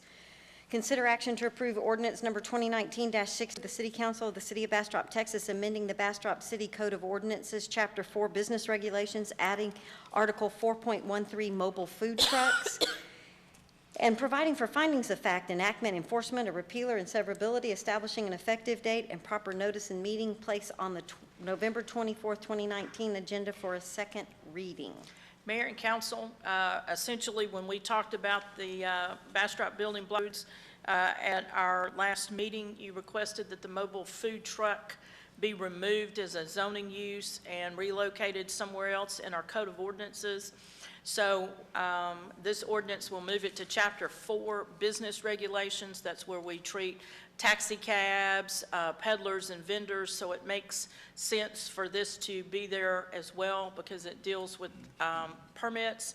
The only change from the existing ordinance that you asked to be made was that we remove hours of operation to allow hours to be market-driven. So essentially, this will no longer be located in Chapter 14, but will move to Chapter 4 of the Business Regulations as a mobile food truck vendor. Council, do you have any, Councilmember Rogers? Yes, ma'am. I'm sorry.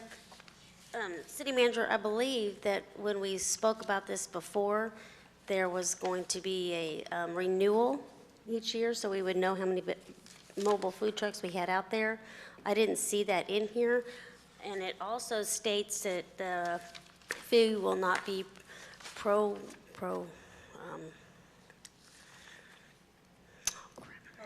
yes, which it shouldn't have a prorate if you're going to get it a year from the time you sign it. So those changes weren't in there. It looks like it was still written like it was on the trial or the pilot program. My apologies, I did it about 1 o'clock in the morning. And this was, and I will tell y'all, the largest agenda I've ever done. So it Well, it's the wins largest all of agenda us I've ever too. read. Yes, yeah, it is epic. So if it's not what you're willing to pass tonight, I am happy for you to table it, and we'll take another shot at it, or you can just do it as amendment, whichever is your preference. Well, the only other question that we didn't discuss when we discussed this at a work session was what the fee may be when they do a renewal. Was it going to be the same 400 that we have it, or was it just going to be a lesser fee because you're renewing each year or something? That wasn't ever cleared, so I wanted, before I passed something with just those changes, I wanted to make sure that change was in there.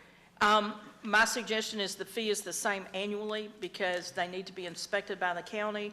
We would have to make sure that that process was done and the paperwork was up to date, so the work from one year to the next will not change. So whatever the permit is, in my suggestion would be, is it would be an annual permit. That's fine. I just want to make sure it was worded that way, since you're asking them to come back as a renewal. The fees needed to state whether it was the first one or the second one would be the same, however you word that to make it work right.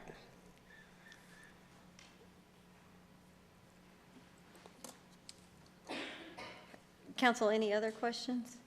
We do have a member, a citizen signed up to speak, so I would like to call Henry Connor.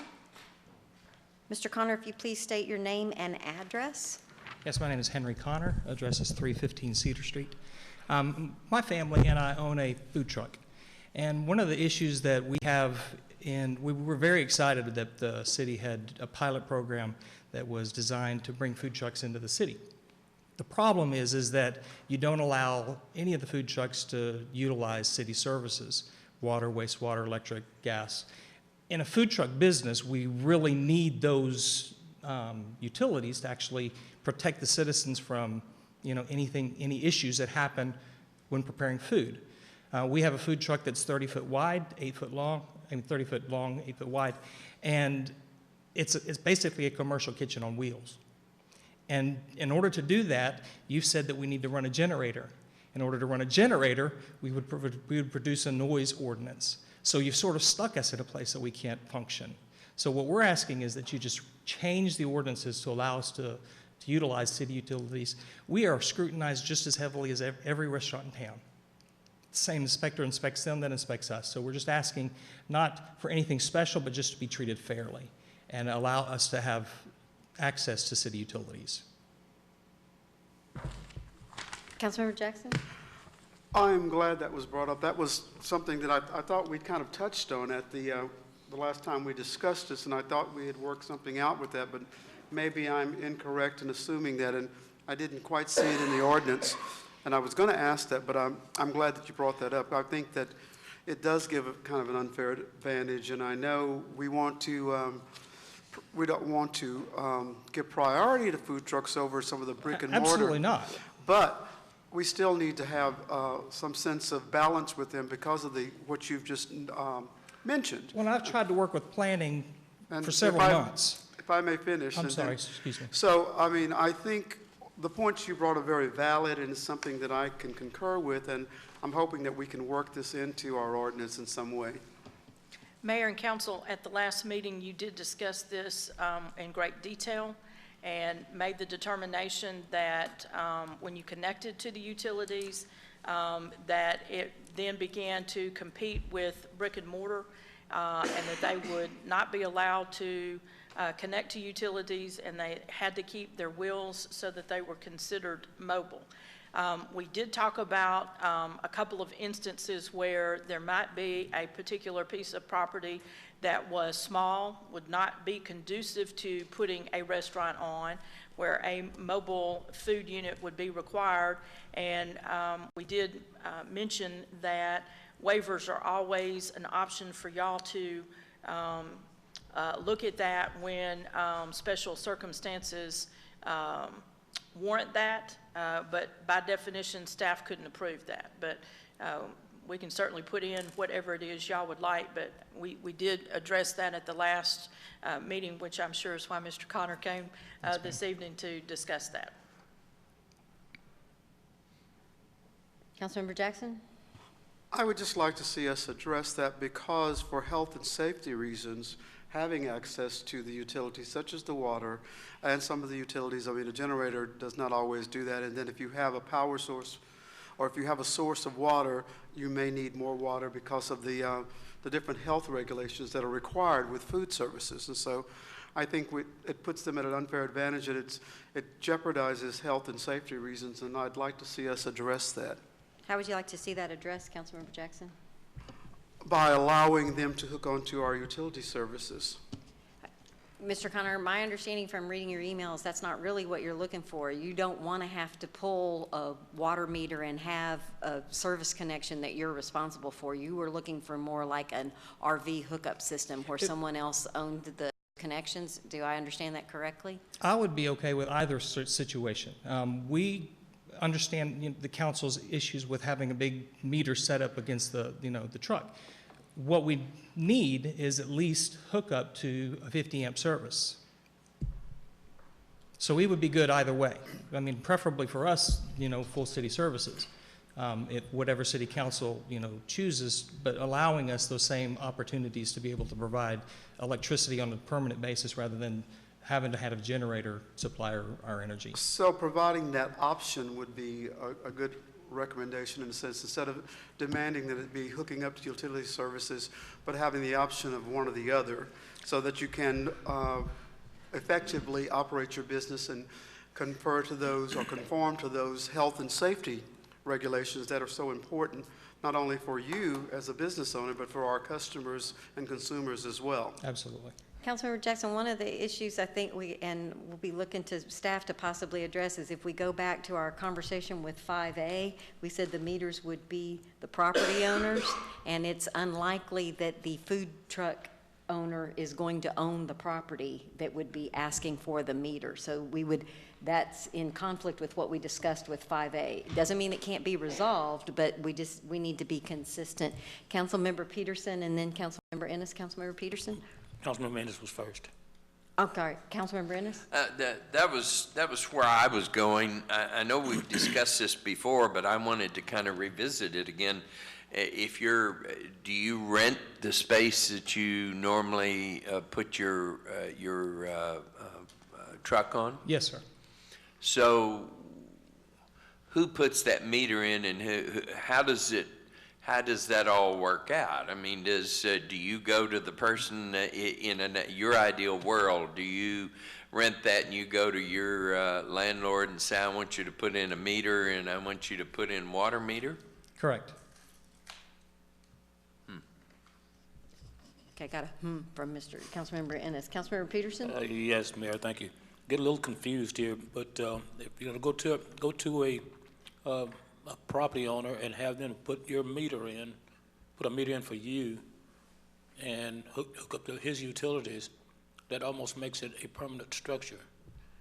But now, on the second notice, if you're going to go out there and put your own utilities in, you're going to be responsible for utilities, and that opens up a whole other can of worms about rate fees or what we're going to charge for a temporary building.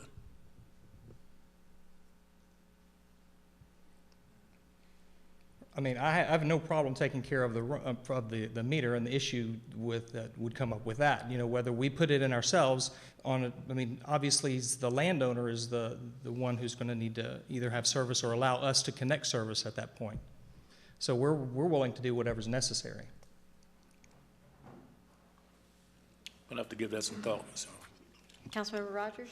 Okay, so my understanding is however they work it out, whoever pays for their connection or whichever, but if he has the ability to hook it up to him, the ordinance needs to allow him to do that. How he takes care of paying that bill and how he got the electricity would be his issue. The ordinance would be us allowing him to plug in. Is that correct? That's correct, because the current ordinance doesn't allow any connection to any services at all. And that's what I was advocating, having the option of doing either way, so that he can provide the service that he wants to, and the citizens are pretty much demanding in so many ways too. Well, and I remember our discussion, we were comparing that compared to a brick and mortar. I mean, that kind of takes away from the brick and mortar. But if I remember on your email, it talks about how brick and mortar has seating inside. They could have during weather, they get the advantage too. But then again, they pay a lot of taxes that a food truck doesn't pay. Matter of fact, I know, I pay all those taxes. So, I mean, I can see your point, but I also see the other point, so I don't know which way to go, Myra. Okay, I'm getting mms, and I don't know which way to go. So, Councilmember Peterson, help Yes, us just out one here. quick one. Are we talking about, when you say utilities, are we talking about water, electric, and also wastewater? We would love to be able to have the same access as everybody else in the city, because what it seems like is it seems like we're the only ones that don't have that access. I mean, every other business in our city does. Every other residence in our city does, but we don't. And that's where I think that the unfairness comes in. Are we talking about a permanent structure versus a mobile structure? I mean, it could still be moved. If you could require us to move it once a year, we could put it up to a truck and move it out. But yes, I mean, what we're wanting to do is offer our community something that's more substantial than just a food truck that drives by your door and says, you know, you buy tacos from, and then may not come for another week. We want to be able to provide our community with a place to gather, to walk. You know, we're providing this new opportunity for our city to wander the streets. Well, that's what we want to be able to do, is be a part of that. But to what you're saying, you want the same services offered to everybody else, but everybody else is paying for that piece of property taxes, where the mobile guy is not paying for any property taxes. Is that correct? As at this point, it is correct. Yes. So now I have another question about that. So if let's say you're sitting on a piece of land and you're hooked up to their electricity and their water, does that make that piece of land a commercial land? And is taxed that way? I think that's an appraisal district question. I'm just saying, but if you're changing, it's not just changing, you have to change, you're changing the whole scope of it, not just something just because you want electricity. Alan, can you help with do you have any knowledge on the appraisal rules?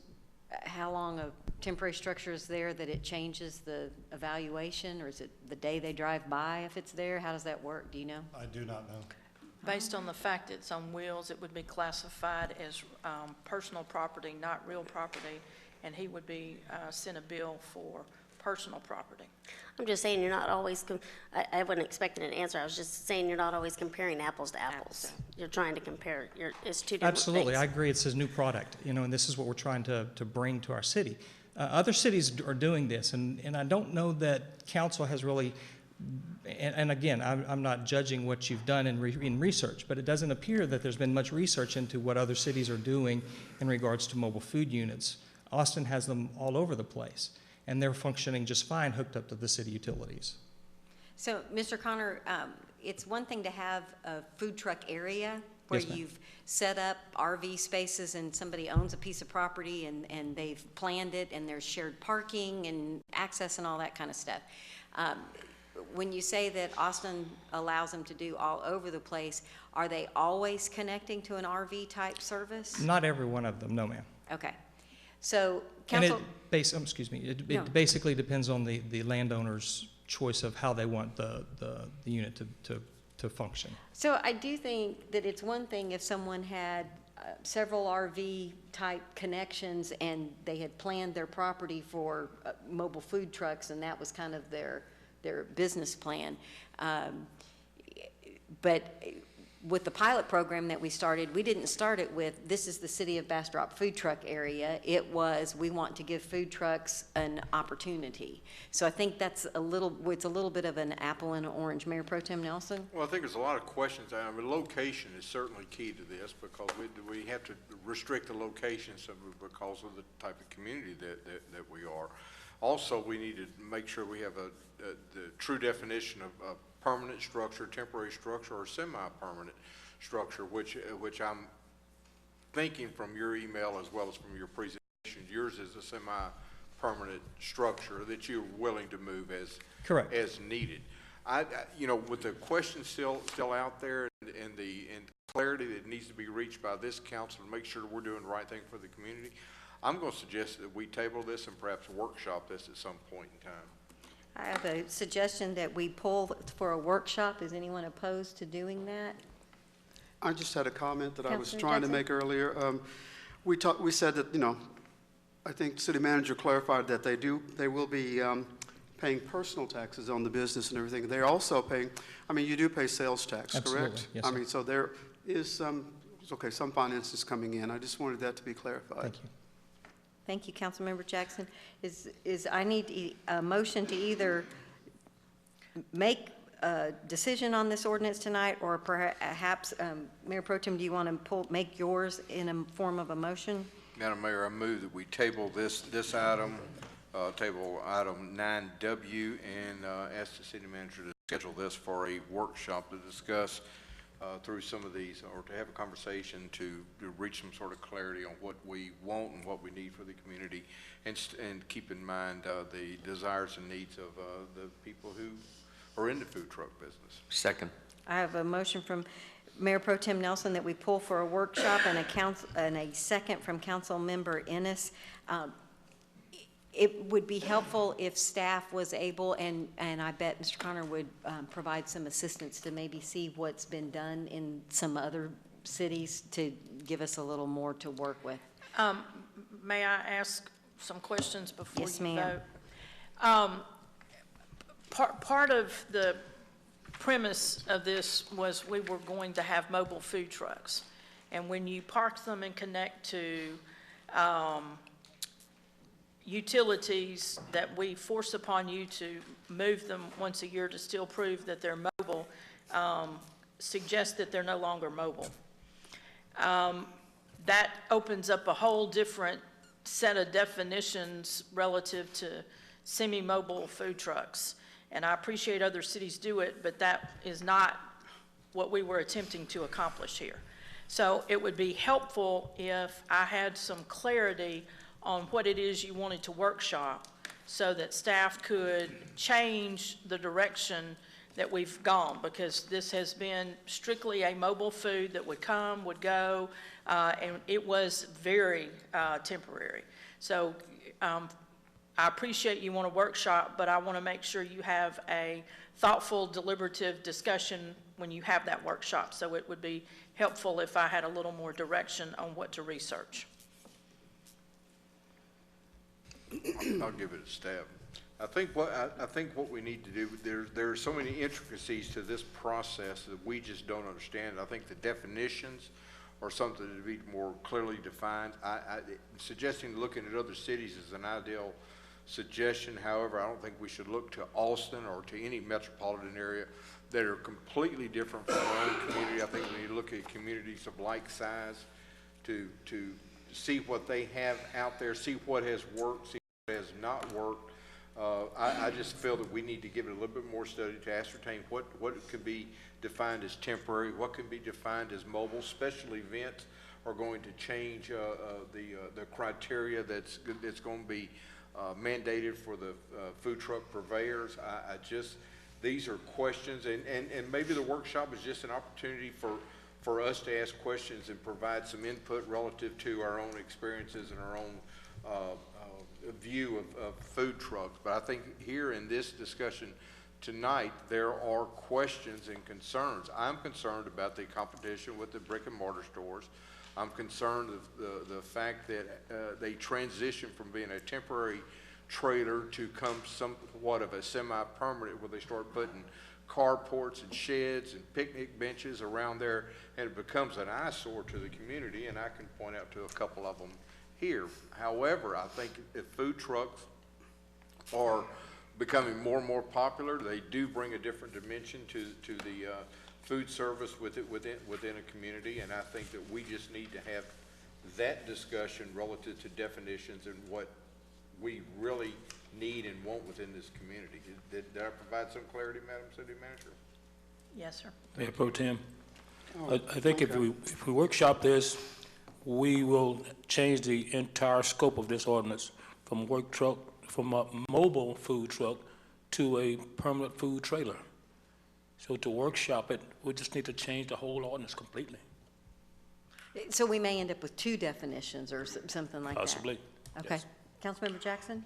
As I was waiting to say, I mean, I think the fact that they have the wheels on them makes them a mobile food truck, because it can be moved at any time. So, I mean, I don't understand why there's not a clarity with that, but, you know, conforming it or converting it into a permanent structure, sure, but as long as they have wheels on it, I mean, I know that's one of the things that with manufactured, well, with mobile homes and all of that, when they're trying to determine that for personal property versus the other things, that's one of the things that's considered. But I concur that we do need to have a workshop on it because there are certain elements to it that we need to look at, and you know, not looking at what Austin has necessarily, but if I'm not mistaken, Smithville has recently done some things too with their food truck industry over there, which is thriving, and we might look at some of those in some other cities our size or smaller to see how they've kind of worked with it, and yet also look at what our citizens are really wanting, because I know a lot of our citizens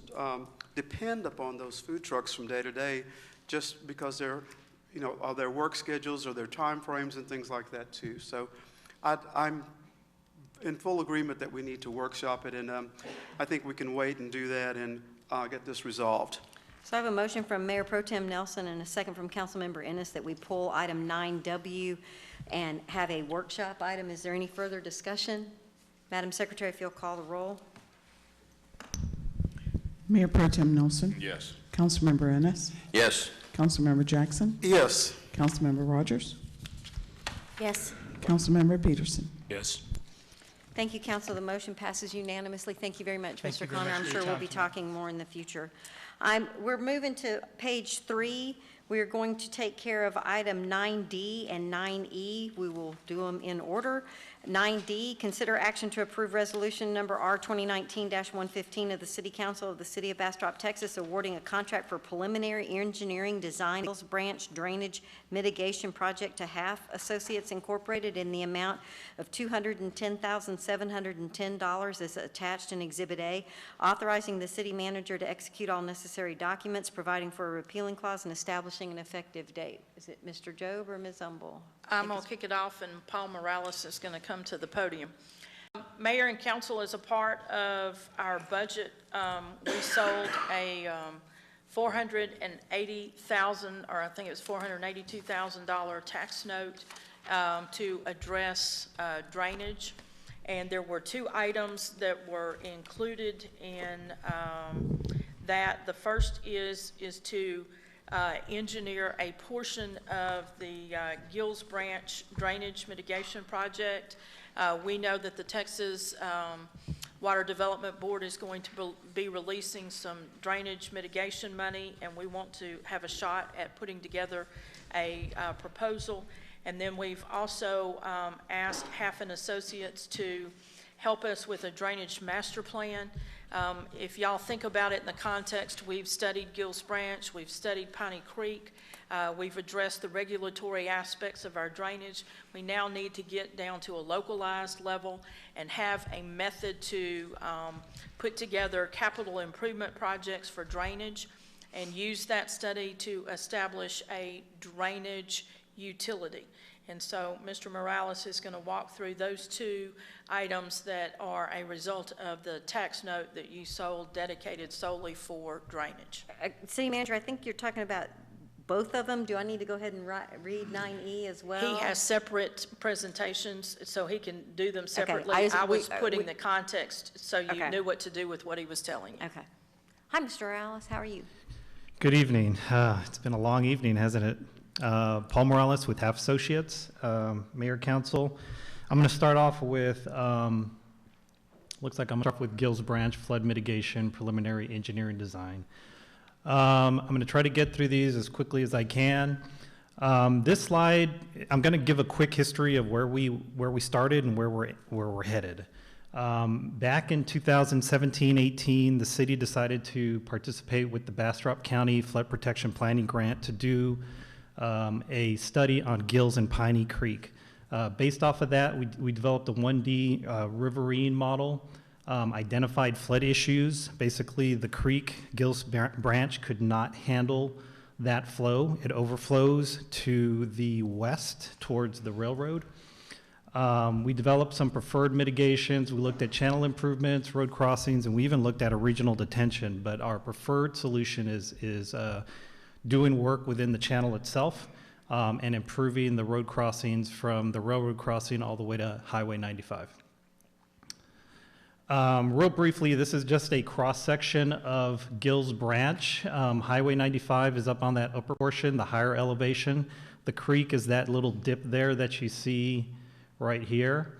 When the river maximizes its flow, the creek can only handle so much water, and then it starts to spill over and head towards the roadway, which is what you all saw in 2015 during the Memorial Day flood event. After that study was completed, the city decided to do a little bit more analysis. We developed a two-dimensional model of Gills Branch only. What that ended up determining was how the creek was overflowing based off of the flow coming in from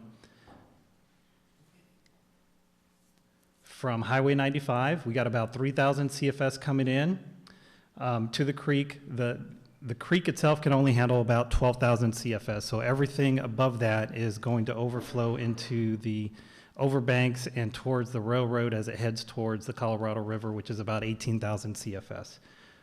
Is there a way that I could click? I want to show you briefly. I don't know if I can click on. I have a video. I just want to show it really quickly. Is there a way that I can click on a video? Colin, can you get it? It's on that slide. It's on the bottom left-hand corner. If you just hit play. So this shows a two-dimensional flow from the flow coming out of the creek into the overbanks towards the railroad, which is about right here. And then as the storm continues, it flows back towards Gills Branch and then eventually to the Colorado River. So based off that analysis, we came up with a preferred mitigation solution, which included channel benching, which basically what that includes is we keep the pilot channel within Gills Branch. We leave that alone. That helps us minimize the environmental permitting we need to acquire, and it keeps the cut above that, what's called an ordinary high water mark, which is a waters jurisdiction for the 404 permit with the Corps of Engineers. In addition to that, what a benching allows, it allows the city to an opportunity to put a trail on that bench, which can create connectivity through your city from the north side to the south side and connect schools and other facilities within the community. In addition to that, it reduces the overflow from Gills Branch when we have a 100-year storm event. And it also, I think I mentioned environmental permitting and trail connectivity. So the next slides show what the extent of the flooding is occurring currently with the 100-year storm event, which includes Atlas 14 rainfall. So we're using the latest rainfall data that we have within the state of Texas. This shows you the extents of the flooding. The purple line is Gills Branch. That's the deepest portion of the flood.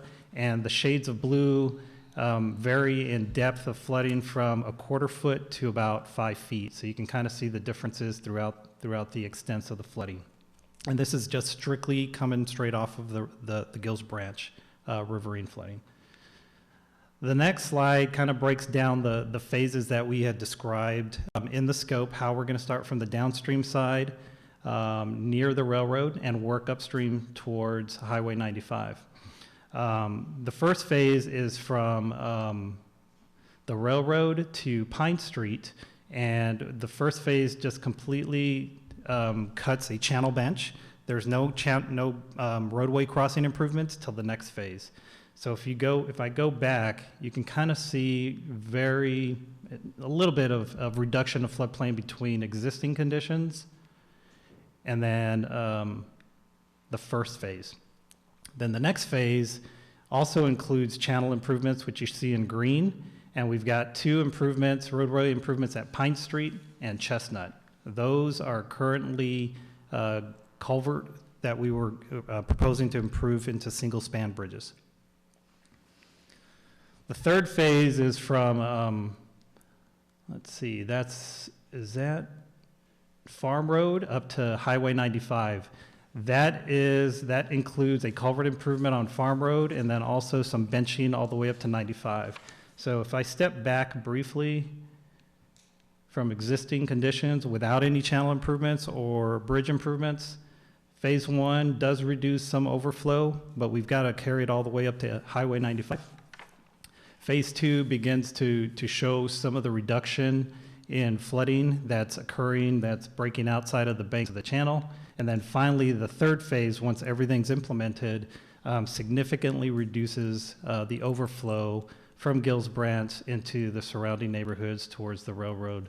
There is some local flooding that still will occur, but it significantly reduces a good portion of what we were seeing without any improvements. So briefly, phasing, Phase 1 is from the railroad up to Pine Street. It's about 1,800 linear feet of channel improvements, which is shown here in blue. No roadway crossing improvements. We estimated the construction to be $975,000. Phase 2 is from Pine Street to Farm Street, about 1,400 linear feet of channel improvements, 2 road crossing improvements. That came out to about $2.3 million. Phase 3 is from Farm Street up to Highway 95, about 1,700 linear feet of channel improvements, with 1 road crossing improvement for about $1 million. So if you total that up, that's about $4.3 million just for construction bid items only, does not include any land acquisition. So this is just a brief summary. The total project would have about almost 5,000 linear feet of channel benching improvements, channel improvements from Highway 95 all the way to the railroad crossing, has single span bridges from Farm Street, Chestnut Street, and Pine Street. This scope is to develop and deliver preliminary engineering for all 3 phases. So what that means is we'll provide a preliminary engineering report that describes all the H&H analysis, any data that we need to acquire to go into final design. We do have enough in the budget to obtain a detailed design survey for phases 1 and 2. Phases 3 will end up using LiDAR data to determine what those channel improvement extents are. And then it will also identify any additional data needs to carry into the next phase, which is final design and then ultimately construction. As part of our report for the preliminary engineering report, we will also identify any potential grants or loans that are available from the Water Development Board that could be used by the city to carry into the next phase, which is final design, and then construction phases as well. That's what I got. Councilmember Ennis? Bottom line, that was all information we've heard before? Correct. Point by point? Yes. My concern, and maybe this is, I should be addressing this to more than you, but I'm starting to get confused as to when are we actually going to do something? And why does this have to be an preliminary engineering study instead of an engineering study that takes it to construction phase? Because we don't have enough. I'm asking him right now. Thank you, ma'am. To answer that question, it's typically projects of this scale tend to go in a phased effort. We started off with a very conceptual design. We moved into almost like a conceptual / schematic design. Right now, we're moving into preliminary. So preliminary, what that really means, although it's it seems like we're not really headed towards a construction design set, preliminary gets you 30% design plans.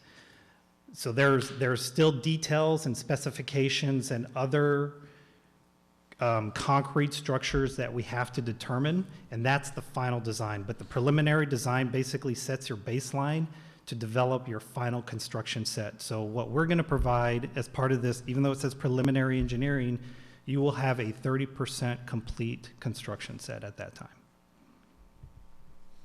Thank you. Any other questions for Mr. Morales? If there's 30% plan, and I believe, if I'm remembering correctly, it's 11 months is what you're estimating on this? We are, I don't have my scope in front of me, but I do believe it was about 11 months. Yes, ma'am.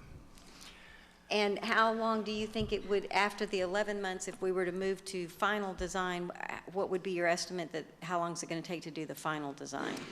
Final design, once we have, the good thing about this preliminary scope is we're able to obtain, due to the budget that was available, we're able to detain over half of the design survey. So we're going to get a really good set. And to answer your question, because of the information on the design survey for phases 1 and phase 2, that is going to be very detailed, we're probably going to have more like a 40 to 50% complete set. That last phase 3, which is, we have pretty good LiDAR, and we're going to be able to get good extents of what we think the channel benching will need to be. But we're gonna have a pretty good set of plans by the end of the preliminary engineering. But to answer your question, 40 to 100%, I think the hurdle is probably going to be coordinating with the Corps of Engineers in order to get the general nationwide permit that we're going to have to obtain. And then as far as we're also going to need geotech, which is also going to be needed in order for us to determine slopes on that bench. I think we can probably get to final design probably another 8 months after that, would be my guess. And I appreciate the steps that we're going through. When I was reading through this, the notes I wanted to take is really need to be setting expectations, because from a citizen standpoint, we've been, to Councilmember Ennis's point, we've been talking about it for a long time. So we're going to spend $210,000, and a year later, there's not going to be, although you guys will have done some surveying from a person who's living there, they're not going to see any change in the color on the potential flooding.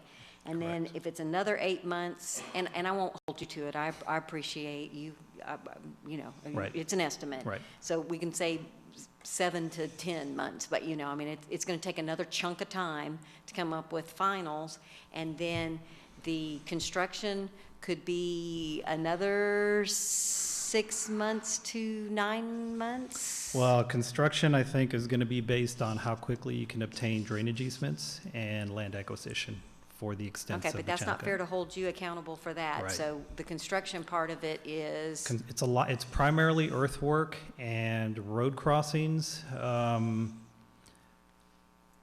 Earthwork is pretty fast if there's enough and it'll area. dig, we know that. Yeah, I'm trying to think how long that would take. I would say somewhere between 10 and 12 months. okay, so I think we as a council have to realize that then we're on a path that it's almost 3 years before we're going to see something. And I just think we need to embrace that and own that and be clear about that. And I believe we're on page 200, and you don't know this, and that's okay, Mr. Morales, but Council, I believe we're on page 237 of the budget, which is the Gills Branch Drainage Channel Repair. And there in fiscal year 1920, there was $215,000 budgeted for design, and I believe that's exactly where this money is, that's where this is coming out of. Mayor and Council, in fairness to Mr. Morales, he is taking his time commensurate to our pocketbook. So if you want to spend $485,000 and not do the drainage master plan and put it all to Gills Branch, that will change what he brings to you and his timeline. So he is accommodating the money that we have available to give him. So if you want it escalated, then we need to reprioritize where our money goes, and he will spend it as fast as you can give it to him. Councilmember Rogers? Well, I guess the city manager answered a little bit of that. I was curious why it was taking, does it take him 9 months to come up with the study? I mean, I didn't understand. I don't do that for a living. So I guess she answered that. So the question being, okay, so when he gets the final phase, will we actually have the money to put a shovel to what he tells us So at the 40% plans, one of the things that we are anticipating with the money that the Texas Water Development Board is going to have available for drainage mitigation is those that have the best shovel-ready projects are going to score greater. So we're in a race against time. So we're trying to get something so that when we step up and we're trying to get the $4.5 million from another source that we don't have, it's not a pipe dream, it's not something that's got to happen. We're sitting at a 40% set of plans, here's what we need to finish it, and he's got fairly good estimates of timeline and price so we can manage expectations. So he's attempting to put us in a position to be competitive so we can go out and get the money to build this. Thank you for that. I know we've done studies before. I just don't want to do a study, then when we get the answer, we don't have any money to build the house, so why do the study? So that's why I was just trying to make sure that we're not doing a study for something we can't afford to do in the first place, so. We are leveraging our abilities to get money. Mayor Pro Tem Nelson? Oh, I'm sorry. I thought you were pointing at him. Councilmember Ennis had the first question. So Councilmember Ennis? My intent is not to be antagonistic to you or to the city manager. What I think we've got here is, at least on my part, is a total lack of understanding of the extent of the process and expectations that are unrealistic. And we hear a study and we think, okay, we're ready to go. And then we come up with another study and it's confusing because we've done half on this drainage. And so what I'm trying to do is get some clarity. And I think it would be very helpful, city manager, if we could have some kind of matrix that would give us the steps of this thing that would say, okay, we've already done this, we're gonna do this, and we've got 4 more steps after that. I'm not saying put a timeline on it, but at least it would give us the ability when our citizens say, why are you spending so much more money on drainage? You've already done that we can say, wait a minute, this is a 5-year project or however long, and it has these many steps to it. Because right now, we don't have that answer, and we can't answer those questions. Right. If I may add, just for clarity, this preliminary engineering design is not a study. It has some analysis that you've already allowed us to do in the 2-dimensional modeling. We're going to refine that model, stop the studies, and work on the design report. So the report that you're going to get is going to be the basis of the design plans that you're going to have in front of you. So we're actually doing the design plans. The studies, we're going to have a little bit of refinement, but not much as part of our scope. And one additional comment, if there's a time limitation on it, I mean, something that we need to meet to get some money to fund more of this project, I'm certainly not saying we need to slow down. I'm ready to push ahead as fast as we can. One thing I could do is develop that timeline of where we started, where we think we're going to end, and try to get a sense of how long that's going to take. That we can put that together. That's great. I just don't want you to get into a position where you've told us it's going to be 5 years, and it turns out it's going to be 7, and you take the heavy hit for that. It needs to be, I would think, estimates. I don't know what my compadres think. Mayor Pro Tem Nelson? You know, I think we need to acknowledge, it's all about expectations. I think the solution-oriented presentation that you did, I believe in March, that it got us all excited, and we thought we were moving forward, and it just shows our lack of understanding to part of the process. So I'm going to echo Councilmember Ennis's comments. We're not trying to kick anybody upside the head at all. But it's all about managing expectations and conveying that to our citizens who are looking to us to provide them certainty that these issues are going to be addressed. And am I disappointed? I'm too ignorant of the process to be disappointed. I wanted to see some construction documents or something similar, and we're not. And again, it could possibly be not understanding the process. So we just want to keep moving forward. From my perspective, to continue moving forward in whatever phases we need to. And to the city manager's point, there are processes or monies you're being held hostage by the money that we have available to you. That being said, I just wanted to echo some of the similar sentiments. How much construction will the Corps of Engineers allow us on those benches? As long as we do not fill within what's called the ordinary high water mark or waters of the U.S., then we can move forward with just a PCN, which is just a general permit saying we're outside the ordinary high water mark. We can cut above it. So it all depends on how the 30% design plans look at the end of the day. So. He's got to see the elevation. Councilmember Jackson? Well, this has cleared a lot of things for me. I mean, having not been on the council in March and, you know, listening to some of the meetings, but I mean, with the enormity of the amount, well, the amount of money that's issued, I think we've clarified that now a little bit more so that citizens won't be expecting as much as soon as some people are just confused about when we're going to get it done. And the fact that we're prepping for that so that we can be, so that the available funds, when the available funds become, well, when the funds become available, we will be a step ahead of some of the other participants and some of the other people that will be applying for the grants. Makes good sense, and so I'm glad to get that clarity. And I think that it's just going to take a little bit longer because we don't have that much money right now just to put out and get it done and say, okay, do it.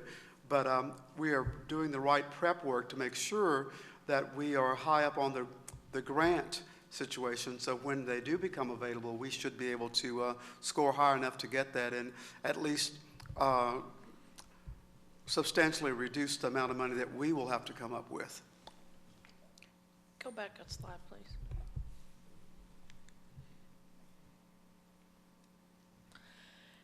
So phase one is what you're going to be working on, correct? We are going to be working on all three phases. You said, sir, you're going to send a survey crew out for phase 1 and 2, and you're using LiDAR for phase 3. For phase 3.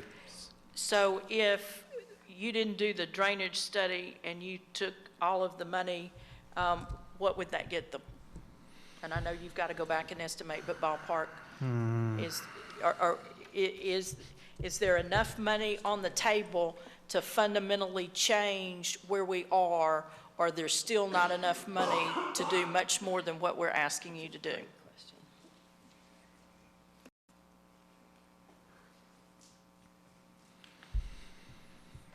If I look at the two budgets, I would say that it's right at the amount, well, there's not enough budget. The reason for that, now that I'm thinking about it a little bit more, we don't have design survey for phase 2, which we will need to do. We need to do a boundary survey and to make sure that we find all the corners for the boundary. I thought you did survey for phase 2. Was it not design survey? It was just cross-section? It's just topography. So we're doing okay. contours. So Okay. we're not, in our scope, we don't have a boundary survey, which is something we really need to get done as part of the final phase. Our scope doesn't include any geotech, and we need recommendations from a geotech engineer for the slope of these cuts, as well as foundations for the bridges and the road tops for the bridges as well. I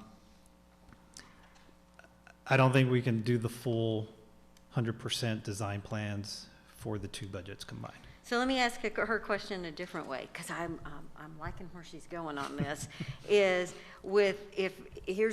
Connie's words, and you can correct me if I'm wrong. I'm not trying to put words in your mouth. If $210,710 gets you to 30%, maybe a little more than 30%, if you added to that another $226,000, are we at 80% plans or? Oh, I see where you're headed. I would say somewhere close to 85% plans. Because you and I know there's some efficiencies, just like a contractor mobilizing. There's some preliminary design that you're going to have to kind of come back to a year later that you could finish if you had additional funds for it. Yeah. And we'd have design survey for for the entire length of the project, and we'd have geotech that we can start designing details specifically for the plans, we could get pretty far. So council, my personal preference, because I had some not very nice questions to ask you about 9E. I understand that we're trying to eventually get to a drainage utility, but we have existed for 186 years, 190 years without a drainage utility, and Gills Branch has been a pain in the bottom for every single one of those 100 and some odd years. And while I fully appreciate we're trying to say grace over a big plate, it may be worth looking at finishing Gills Branch and utilizing an in-house staff engineer to do smaller drainage projects as we have money or in. God bless you. Is that the last one, Chief? Are there going to be 3, or are you done? We none of us know, but God bless you. Maybe we take a different approach for the drainage utility. I think that's something that that maybe we should consider. Do you want to talk about 9E, and then council, we kind of see what what they are proposing that we get for the 226,000, and then maybe have a discussion of combining the funds? Yes. So, Paul, why don't you give us the highlighted version of 9E? I'm going to read it real quick and hit the high points, and we'll have a conversation about possibly putting them together or not. 9E, consider action to approve resolution number R 2019-112 of the City Council of the City of Bastrop, Texas, awarding a contract for the design of a drainage master plan to Halfin Associates in the amount of $226,000 as attached in Exhibit A, authorizing the city manager to execute all necessary documents, providing for a repealing clause, and establishing an effective date. Okay, let's try to run through these very quickly. So drainage master plan objectives is to use the latest rainfall data, 2017 LIDAR. The focus on local problem areas, which is we're going to use a 2D rapid assessment to identify what those problem areas are, develop conceptual designs for those projects. Once those conceptual projects or drainage CIP projects are developed, we'll develop a criteria scoring matrix that will help us prioritize those projects from 1 to 35, however many projects we end up developing. That'll be the basis of developing a drainage utility fee rate study that we can recommend. Breaking it down really quickly, drainage problem areas are identified using the 1D model, which we've already completed as part of the flood protection planning study. We're going to propose to use a rapid local assessment 2D analysis for the entire city, identify those flooding problem areas, whether it's ditches that are undersized, culverts under roadways, and vet those areas out based off city citizen input as well as city staff. Those drainage problems may consist, as I mentioned, riverine flooding, which we already know about, but then we're going to pull those into the list of projects that we're going to have to prioritize. It'll focus on local flooding and developing those concepts, which may be overtime low water crossings and channel erosion.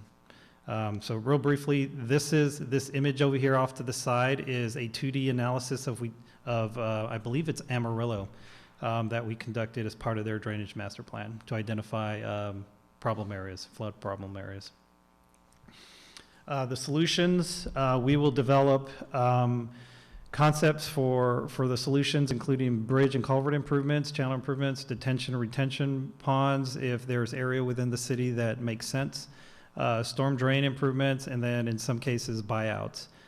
Each drainage CIP project will have a specific summary sheet which identifies the project description, location of the map, the probable cost estimate, as well as the scoring criteria. That scoring criteria will be based off several items. Some of the items we've used for other communities include public safety. That public safety category has subcategories which include emergency access, level of drainage service, mitigation for downstream improvements. If you open up a channel or a bridge, then you've got downstream improvements that you also have to mitigate for.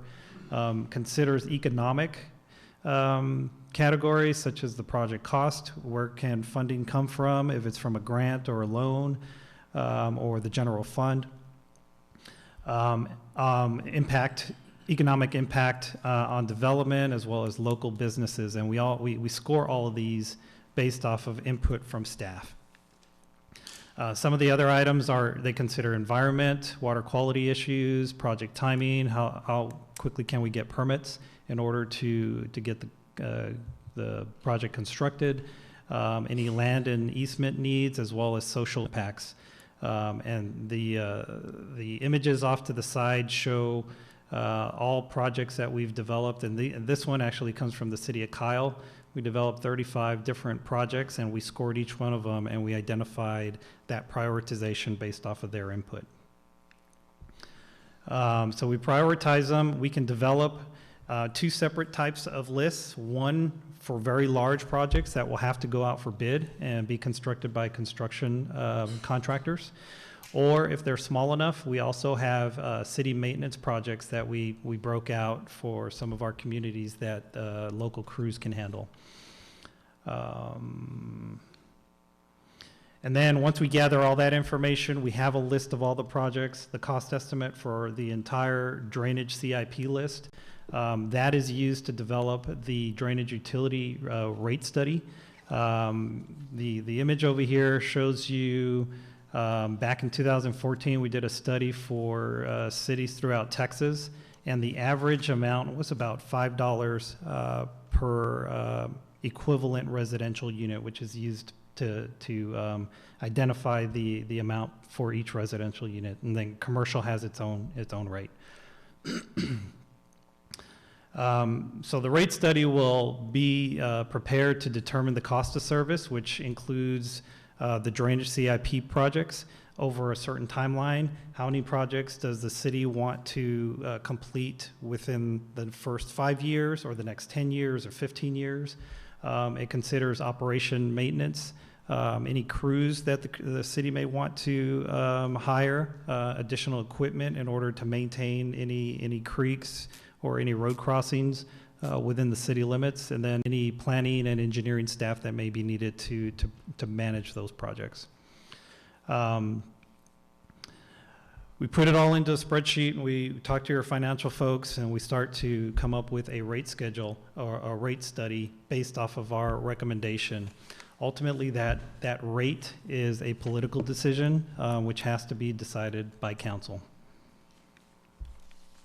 And that's my quick 5-minute presentation on the drainage master plan. And the timeline on this is 12 months, from what I read in the... Yeah, it's about 12 months. We have we have 2 public meetings to obtain information from citizens, just gathering the information and then just systematically going through each project area, developing concepts, cost estimates. It takes quite a bit of time.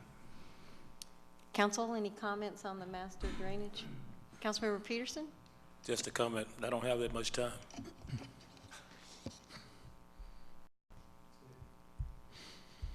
Yeah, I feel like having a public meeting of asking, like, where we're trying to find the hot spots, it's every place you put up barricades every time we know that we're going to get a whole bunch of rain. I mean, some of this stuff, it feels like we kind of know part of the answer. I understand that you got to have a basis and you got to have logic.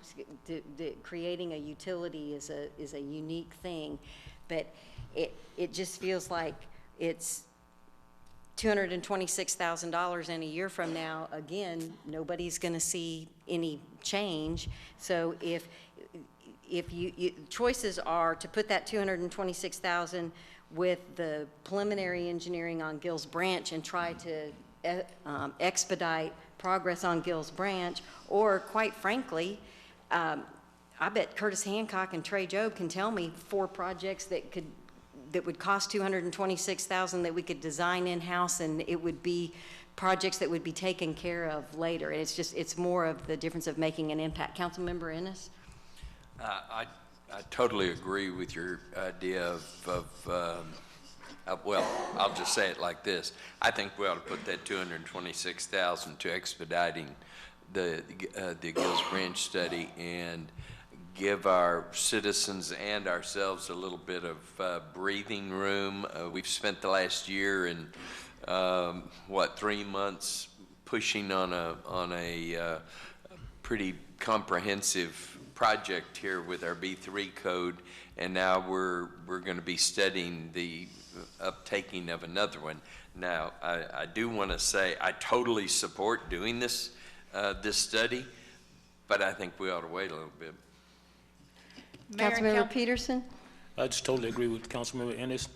Because we're trying to do a project that should have been done years ago, and we are at this time making strides as fast as we can to get it done, because we got a lot of citizens, especially after the flood, a lot of citizens are watching us very, very close. And as we all know, they want to see some progress. Thanks to the city guys, they've been doing some out there, and that's gave us a little reprieve.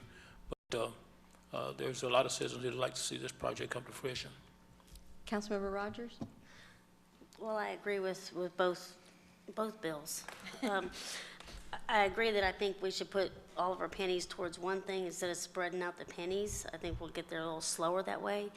And at least, you know, it seems like we'll have a project and we're going to grab our hands on it and see if we can tackle it. Trying to tackle all of them at a little piece of all the projects doesn't seem to be getting us much.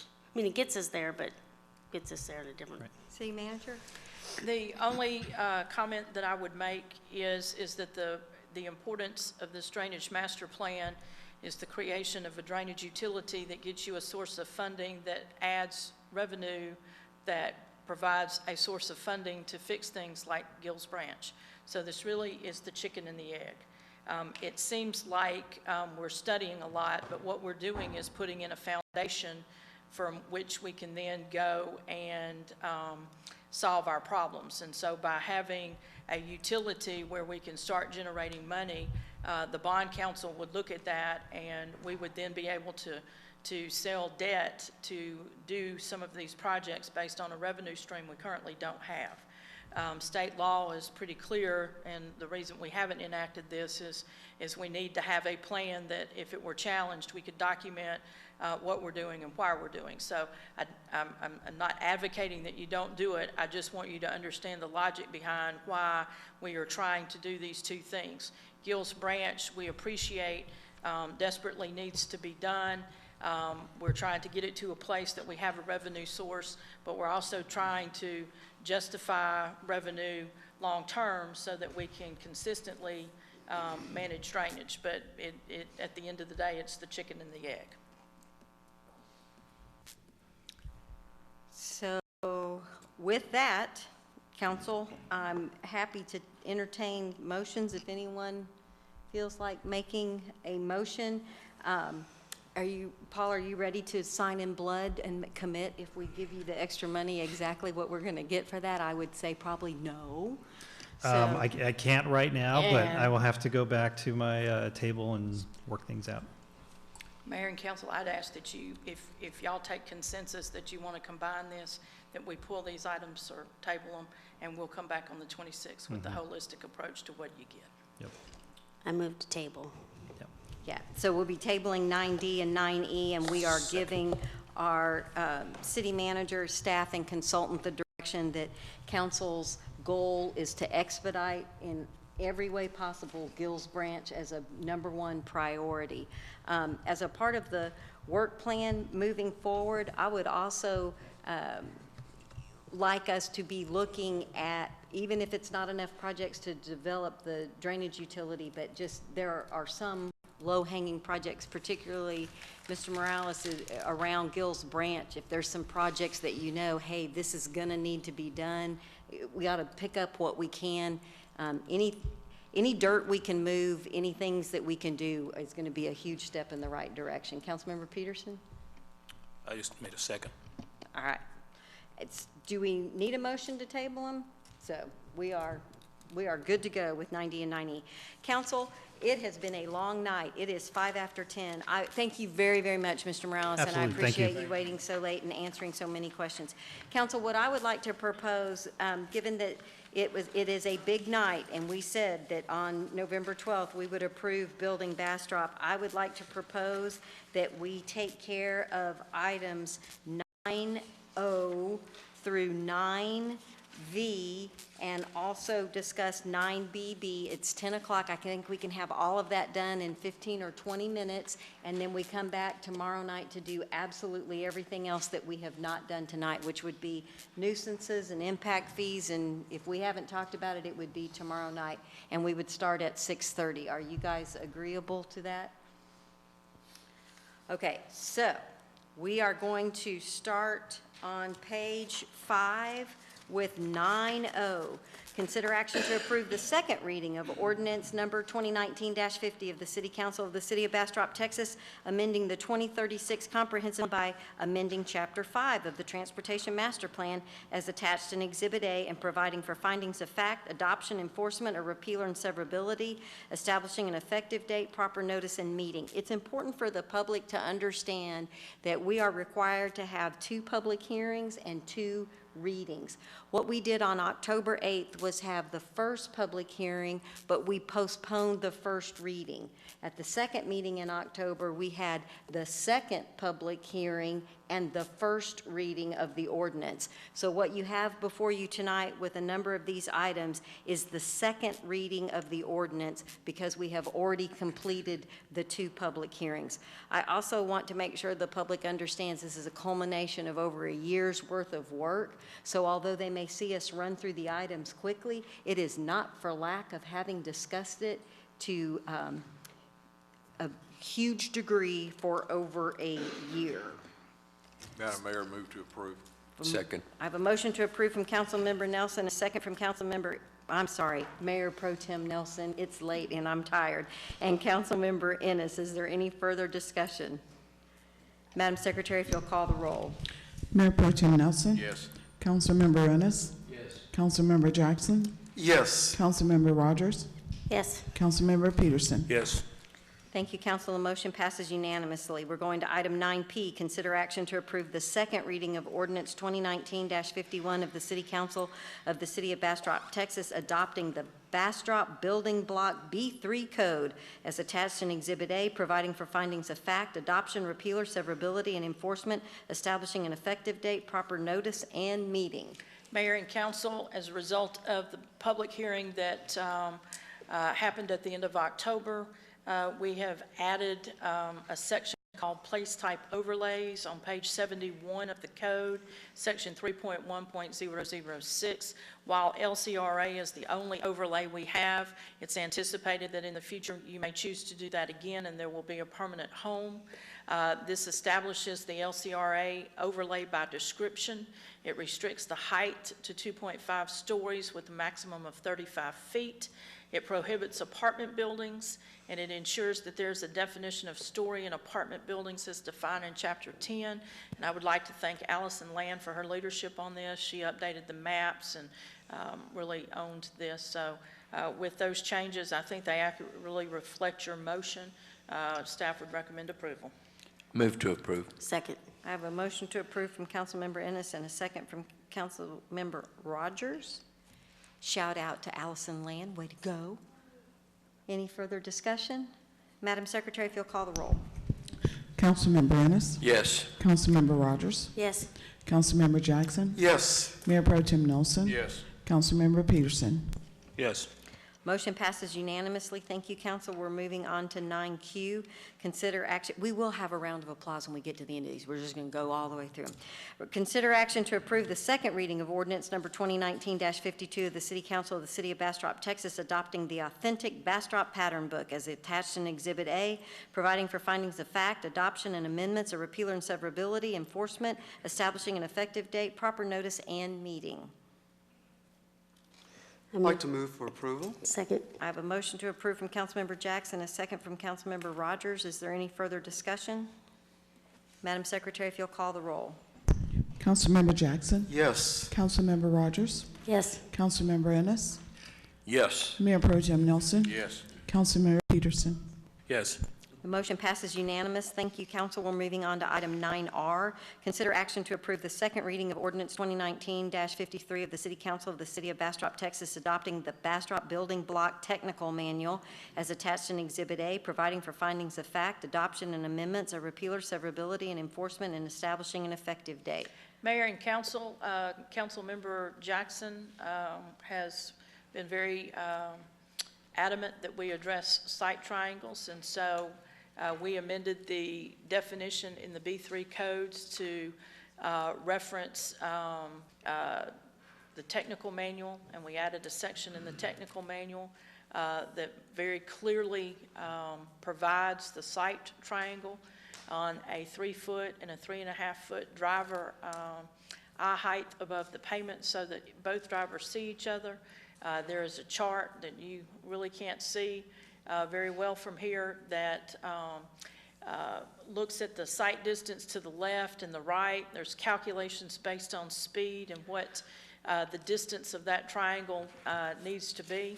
And so that's been added to the technical manual, and we believe from a staff perspective that this addresses Councilmember Jackson's concerns, and they will be required as a part of their plan submittals, which will be reviewed by staff and enforced by staff. And I also want to thank Allison Land and Trey Jobe for their assistance in bringing this forward.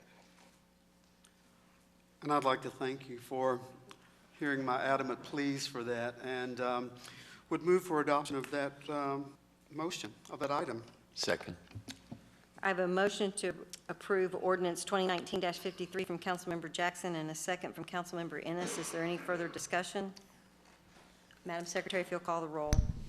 Councilmember Jackson? Yes. Councilmember Ennis? Yes. Mayor Pro Tem Nelson? Yes. Councilmember Rogers? Yes. Councilmember Peterson? Yes. Motion passes unanimously. Thank you, council. Moving on to item 9S, consider action to approve the second reading of ordinance 2019-54 of the City Council of the City of Bastrop, Texas, adopting a development manual in compliance with Bastrop Building Block Code, enacting purpose, authority, and jurisdiction as attached in Exhibit A, establishing a repealing clause, providing severability, providing an effective date. Move for approval. A motion to approve from Councilmember Peterson and a second from Councilmember Rogers. Is there any further discussion? Madam Secretary, if you'll call the roll. Councilmember Peterson? Yes. Councilmember Rogers? Yes. Councilmember Jackson? Yes. Councilmember Ennis? Yes. Mayor Pro Tem Nelson? Yes. Motion passes unanimously. We're moving on to item 9T, consider action to approve the second reading of ordinance number 2019-55 of the City Council of the City of Bastrop, Texas, adopting the 2036 Comprehensive Plan as attached in Exhibit A, providing for findings of fact, adoption, enforcement of repealer and severability, effective date, proper notice, and meeting. Council will recall this, the purpose of doing this. We are not changing anything about the comprehensive plan. We are merely putting it in an ordinance so it can be found in the future, and it's established that it's approved as it stands. Move for approval. Move to approve. I'm giving that one to Mayor Pro Tem Nelson. Anybody I want to jump in? second that. All right, and Councilmember Rogers for a second. Any further discussion? Madam Secretary, if you'll call the roll. Mayor Pro Tem Nelson? Yes. Councilmember Rogers? Yes. Councilmember Jackson? Affirmative. Councilmember Ennis? Yes. Councilmember Peterson? Yes. Motion passes unanimously. Thank you, council. We're moving on to item 9U. Consider action to approve the second reading of ordinance 2019-57 of the City Council of the City of Bastrop, Texas, adopting schedules of uniform submittal dates for 2019-2020 for neighborhood regulating plans as shown as Exhibit A in order to comply with Texas Local Government Code Chapter 212, which requires neighborhood regulating plans to be reviewed within 30 days of the submittal or deemed approved, and findings of fact, enactment, enforcement of repealer and severability, establishing an effective date, proper notice and meeting. Council will recall this is as a result of what's been referred to as the shot clock, and that is House Bill 3167. Move to approve. Second. I have a motion to approve from Councilmember Ennis and a second from Councilmember Peterson. Is there any further discussion? Yes, ma'am, just a comment real quick. I really appreciate staff's diligent work on putting together this time schedule they have for the review of each and every one of these plans. It's a very intricate process to ensure that we comply with the state mandates. Thank you. And I'd also like to thank our city attorney and his staff for, I mean, I think they were involved with that in some way or form also, weren't they? In making sure that that happens? Not so much. Oh, okay.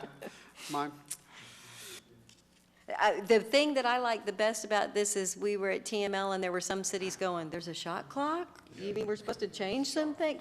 Had no idea that it was going on. So has absolutely been not a labor of love, but a labor of necessity. Thank you from our friends in Austin. All right, I have a motion and a second. Any further discussion? Madam Secretary, if you'll call the roll. Councilmember Ennis, Yes. Councilmember Peterson, Yes. Councilmember Jackson, Yes. Mayor Pro Tem Nelson, Yes. Councilmember Rogers.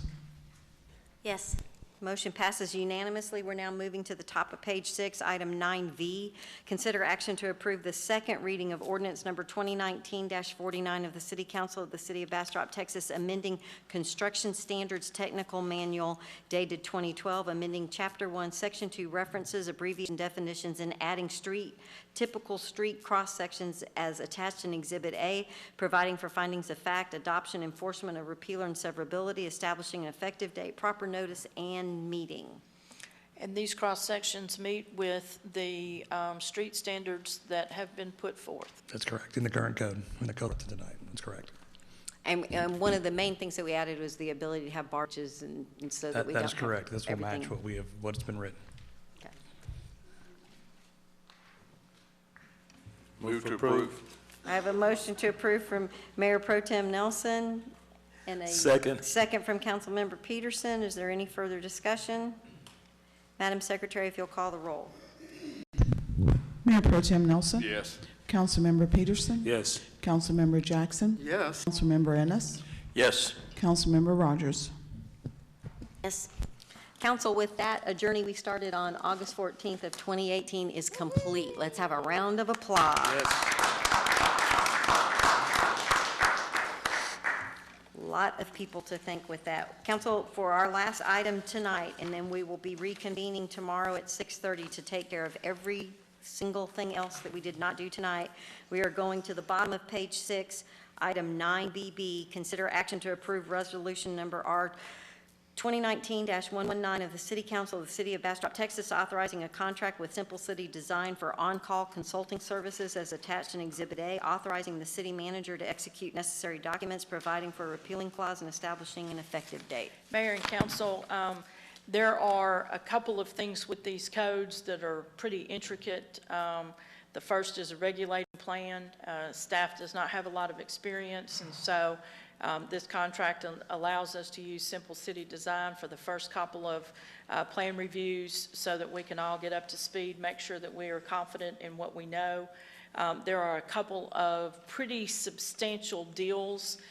We've got our fingers crossed in our future, and one of the things that would be phenomenally important is if we're doing a master plan design of several tens of acres, that we have the ability to get some expertise from Matt Lewis, Millisoff, and others of that team, just like we would our city engineer and others. So if we don't need it, we don't use it, but it provides us the opportunity when it becomes important to augment staff, it's available. That's why it's called on-call.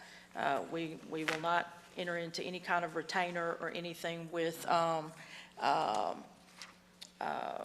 Matt. It will only be as needed. Councilmember Rogers? Oh, no. Any comment from anyone? Mayor Yeah. Pro Tem Nelson? Because this is not one of our standard contracts, has it been reviewed by our legal team? Know that it I had. haven't looked at this particular one. I looked at the one that, for the project that just ended, but I've not looked at this one. Yeah. Okay. I don't think there's anything in it. I think it's just kind of an hourly rate, and depending on the project, it would be passed on to the developer, just like our city engineer costs would be.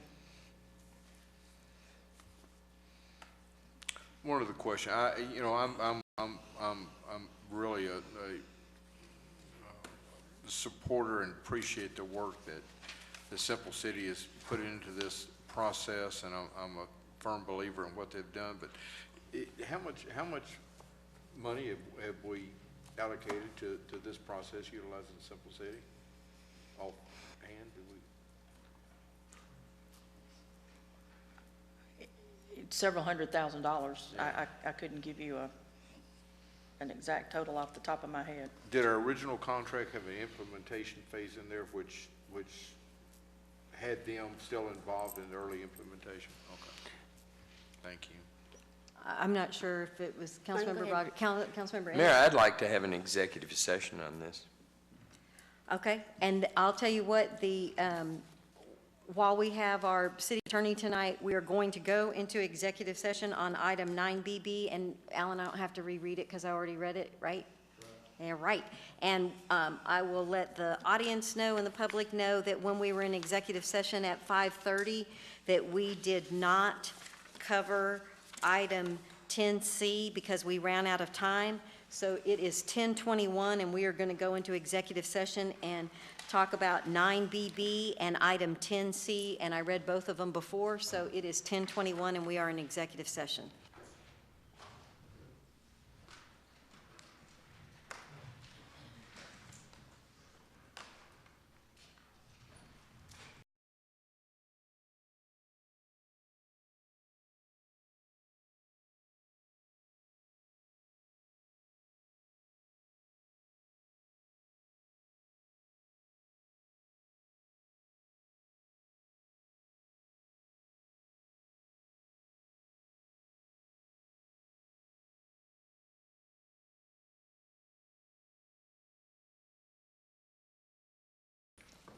All right, we have enough of a quorum to continue. It is 11:08. We are out of executive session, and with item number 11, any necessary appropriate action, there will be no action taken as a result of anything that we discussed on item 10C.